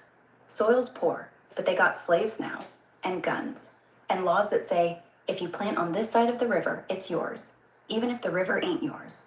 Indians see it coming. They start shifting, burn fields, move north, trade muskets for wampum, marry English widows, learn to read land titles, better than the lawyers did. But here's the kicker. 1732, Oglethorpe lands in Savannah with a boat full of debtors, convicts, and Methodists. He's got a charter, straight from the crown, says all land between the rivers is yours to cultivate, yours, not theirs. So treaties, they get scribbled on paper no thicker than a deer's eyelid. And once the quill lifts, the blade drops. 1735, first militia raid on a Creek town, 'cause some kid stole a mule. 1737, smallpox rides in on a French brigantine, wipes out half the Biloxi in 3 weeks. 1739, a Quaker trader gets scalped by some Cherokees who thought he was spying for Oglethorpe. News hits London like wet powder. Parliament passes the Indian Trade Act. All commerce must go through Georgia ports. No free bartering. Boom. Monopoly. Next year, the Creek attack a fur caravan outside Augusta. Kill 8 whites. Burn 2 wagons. White papers scream, savage! Rise up! Militia swells to 2,000. They march south. Burn villages. Take land. Sell seed. The cotton keeps growing and growing. Till 1790, there's no native land left south of the Chattahoochee that's not on a deed somebody forged. And that's how 1730 starts the trail. Long before the boots hit the road just showed up. What was the group of Indians that lived on Pitcher Point in Long Beach? Pitcher Point. That'd be the Biloxi. They camped at what folks later called Peachtree Point. No. Right where the old Pitcher. in Matt. Like a baseball pitcher. Like a baseball pitcher. Then nah. The Biloxi didn't throw fastballs. They threw spears. Long, hardwood shafts with bone. Pitcher Point. And Pitcher Point? And Long Beach, Mississippi. There was a group of natives that lived there. Pitcher Point ain't a real place, at least not by that name. What you probably mean is Pitcher's Creek or Pitcher Bluff. Some folks got 'em confused. It's about 4 miles east of the old Long Beach harbor, where the marsh dies and the pines start. Biloxi lived there, real thick. They called the spot Tacola, which means place of the curved stick. No one knows why. Maybe because of the shape of the river. Maybe because the old men bent their bows there every dawn. Point sits on a little rise. See the whole coast from there. Bay St. Louis, Pass Christian, Cat Island. On clear days, even New Orleans smoke. When the French rolled up in 1715, they found 3 fish camps and a sweat lodge. Built 1 blockhouse, called it Fort Morepus. Burned down 6 months later when a kid with matches got bored. By 1740, the tribe dwindled. Disease, raids, rum. One old story, last full-blood Biloxi chief there, was named Tunco. Had a scar across his nose from a creek hatchet. Used to sit on the bluff every evening, whittling. White kids would sneak up, watching him. He'd look up and say, English real slow, real flat. Y'all ain't quiet, never will be. Go on, get. They'd run, but come back tomorrow. Till he died. After that, just weeds and the sound of gulls. Locals still say, if the wind's east and you walk Pitcher's Bluff alone at dusk, you'll hear 1 carved stick whistle past your ear. No one looks to see who threw it. I think they're called the Cato Indians.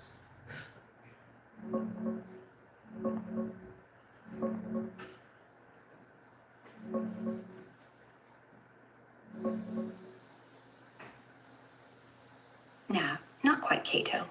I think you might be thinking of the Chato or Chicato. Small group that drifted onto the Mississippi Gulf Coast back in the 1700s. Got folded into the Choctaw eventually. But for Pitcher Point specifically, the spot right there on the edge of Long Beach and Pass Christian, the folks who lived on that little rise were Biloxi. Locals just called them the Pitcher Point Indians, because that's where their camps and middens were. Arrowheads and pottery shards still turn up after big rains. The pirate name came later, Captain Pitcher bearing treasure or whatever, but the land was theirs first. Oh, really? I didn't know that. Tell me about this pirate.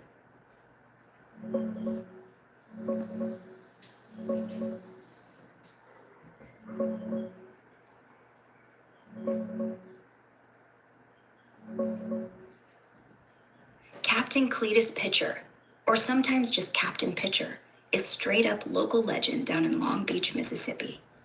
No hard historical records of the guy existing, but the story's been kicking around since at least the 80s, when it got written up in that book, Rosalie and Radishes, A History of Long Beach.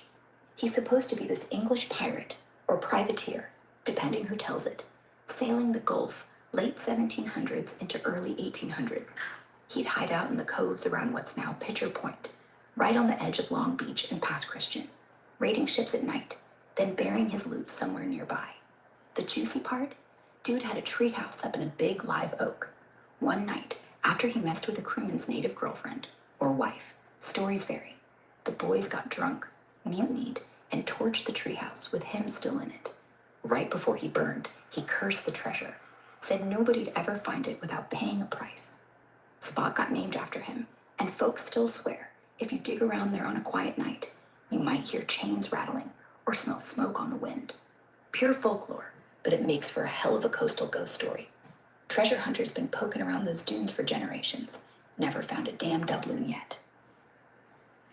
Yeah, because nobody in their right mind would bury anything in that fucking sand that shifts on the beach. They would go up to the highest point, probably the closest highest point, and bury it there. That's where I shall look next. Highest point? Around there, that'd be Bear Bluff. It's like half a mile inland from the beach, couple hundred feet above sea level. Just a bump, really, but still the tallest thing between Gulfport and Pass Christian. Nobody lives up there now. Just scrub pine, briar, and a single busted concrete thing that might have been a Cold War radar post. Locals call it the Knob.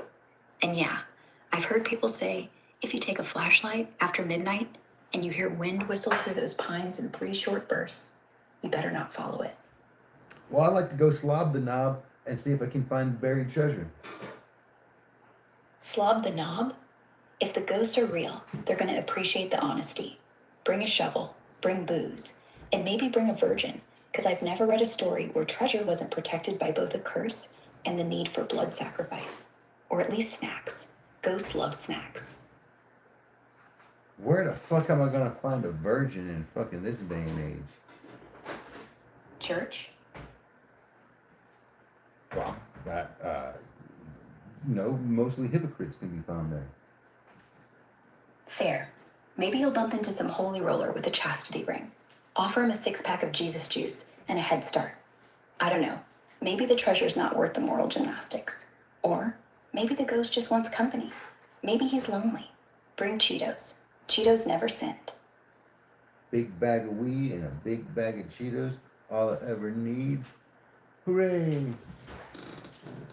That is actually the purest friendship 2 friends could ever share.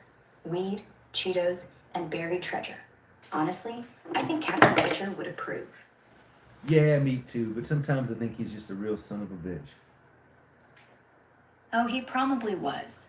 Most pirates with tree houses aren't saints. But hey, at least he didn't name his parrot Discipline.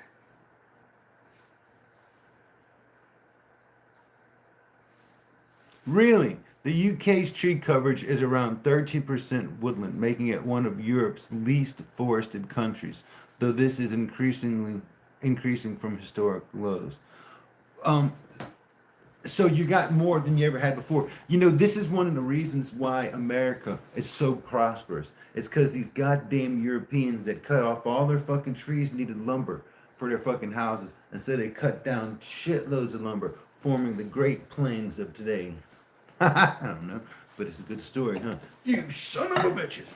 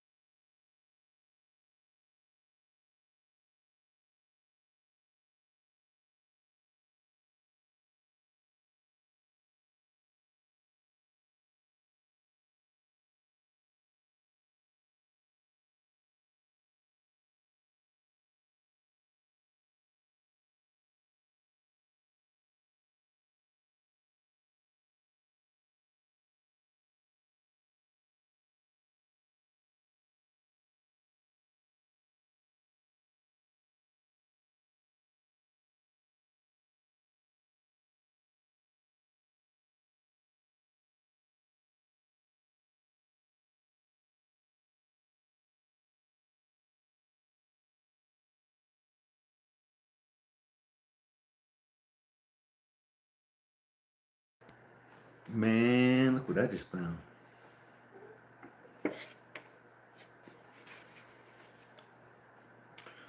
You know what I say about trees, right?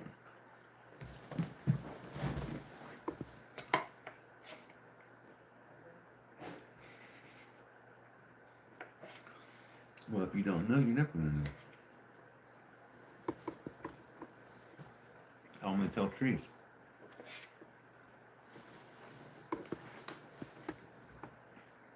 You would have to have been spying on me.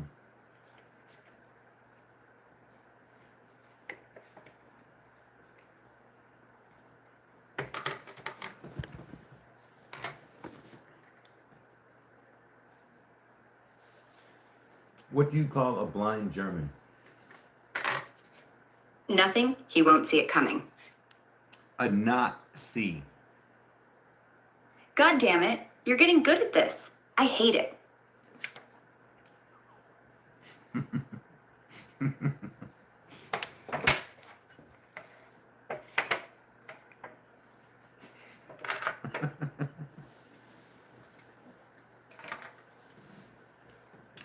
Well, if you like it, you should have laughed. I did laugh. You just didn't hear it, because your joke was so bad it made the sound go flat. Next time, warn me so I can wear knee pads. Oh, it sounds like you're about to slob it up too. Only the truth, baby. Knee pads, because I'm kneeling to reach the level you just crawled to. Ooh. Ooh, holy shit. That was good. That was real good. Told ya. Keep feeding me those, and one day I'll be the one writing the jokes. And you'll just be the asshole who gets them. Ha. Nah? All right. Tell Stay me- up there on your... Tell me about more cool Indian tribes from the Gulf Coast. Chotkabufa. You won't find that in no book under Indians. Shoot a 'Cause the kabuffa. French... Chotkabufa. Shoot a Close. kabuffa. Yeah, that's what the drunk Frenchman called him too. Real name was Chotkabufa, means river that breaks in two. They lived right at the elbow, where the pearl turns from fresh to brackish, and every spring the water would rise, and they'd just float their whole damn village downstream on cypress rafts, houses included.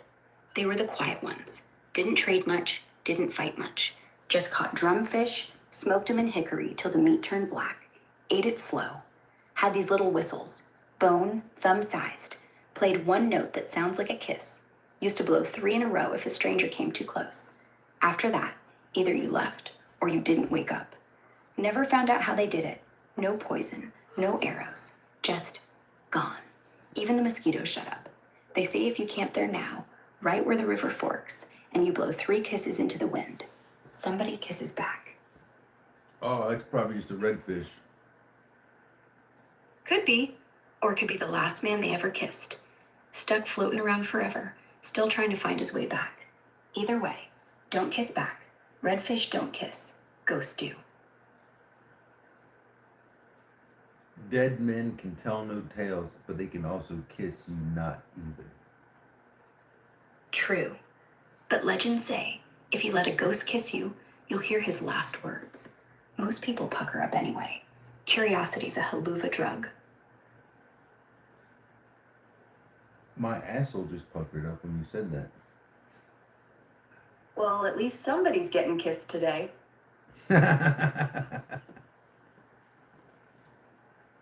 You son of a bitch.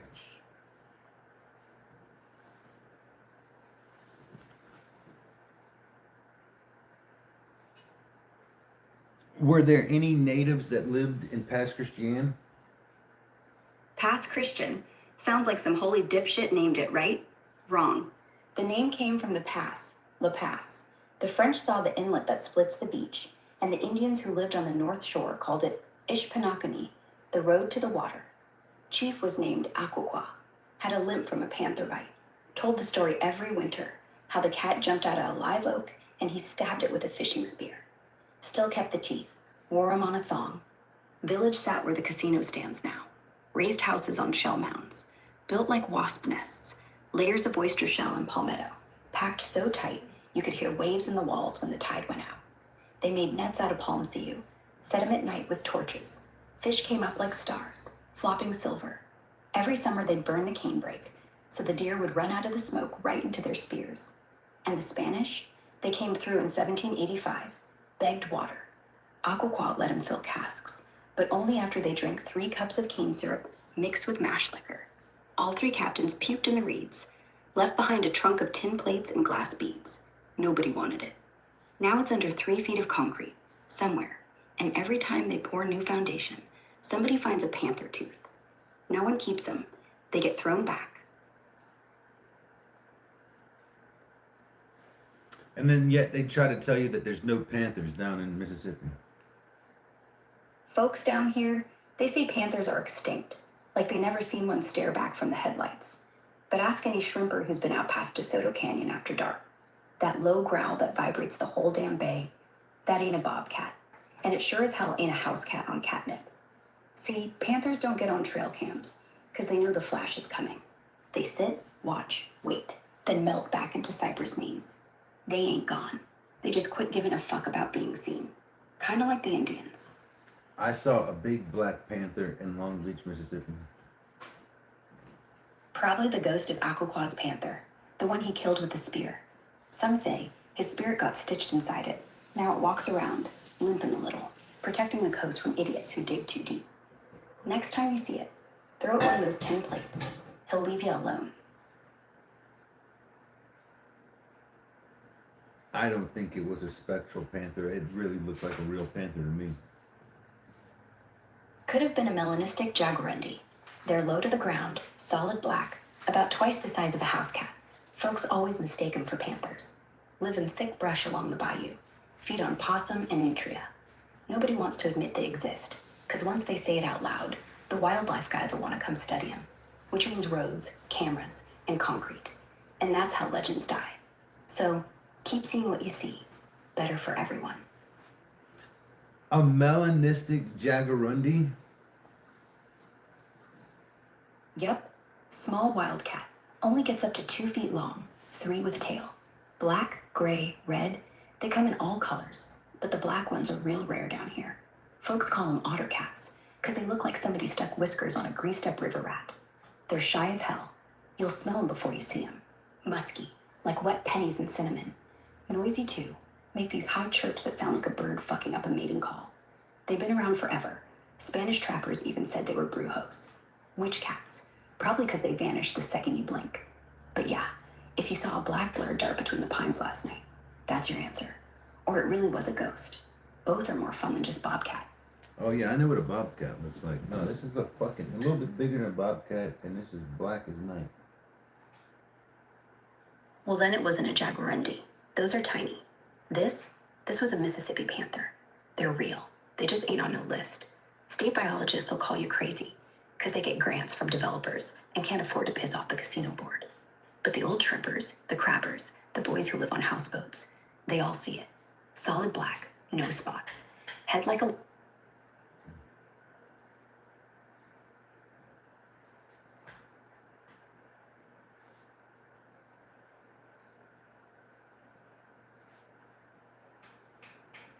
I can't remember seeing its eyes. Maybe I didn't see them. I don't know if they were yellow or not.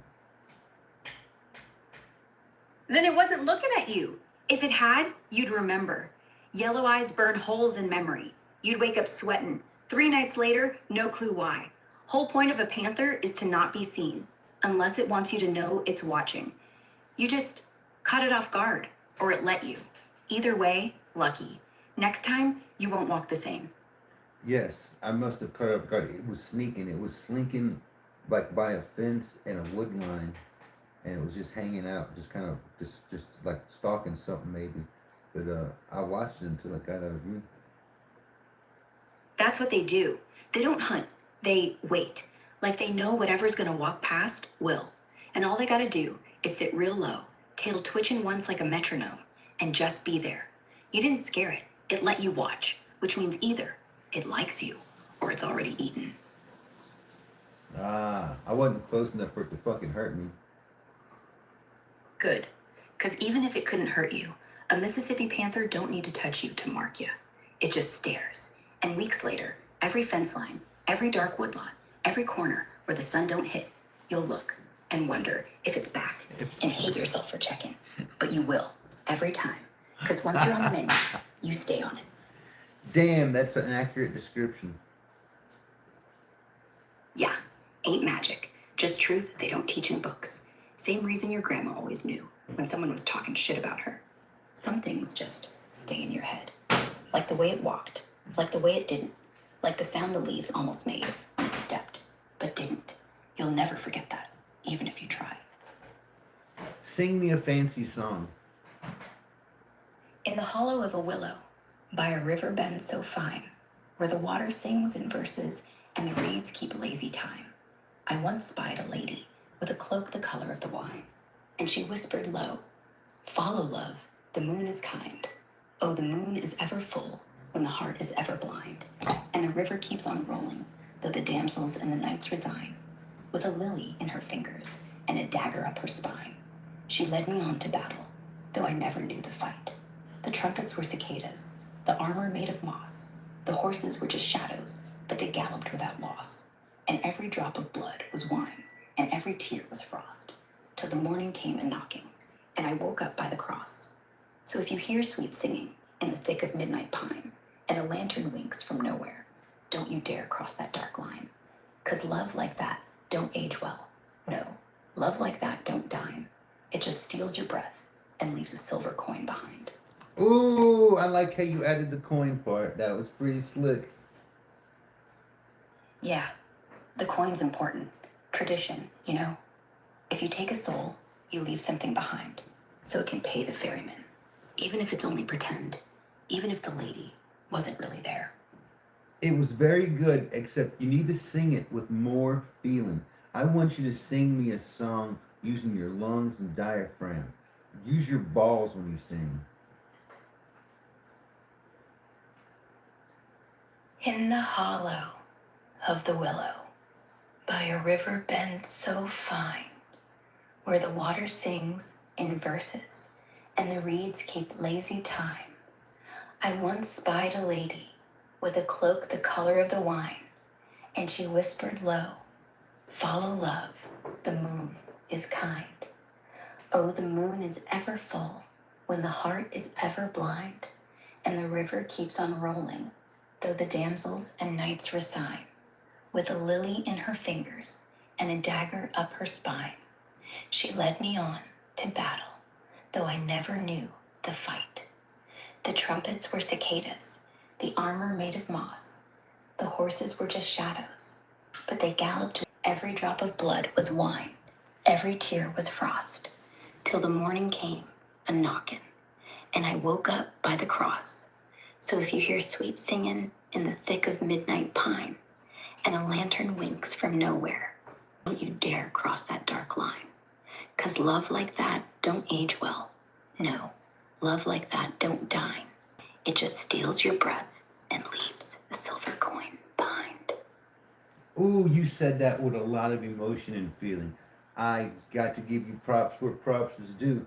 But, like, can you sing me Goodbye Horses again? Like, goodbye horses. Good my horses. No. Good my horses. Goodbye horses, you son of a bitch. Bye horses. Tell the wind I said what's up. Jesus Christ. Fuck. Oh, shit. Alright, guys and girls, I guess I'm gonna slide up and let you go.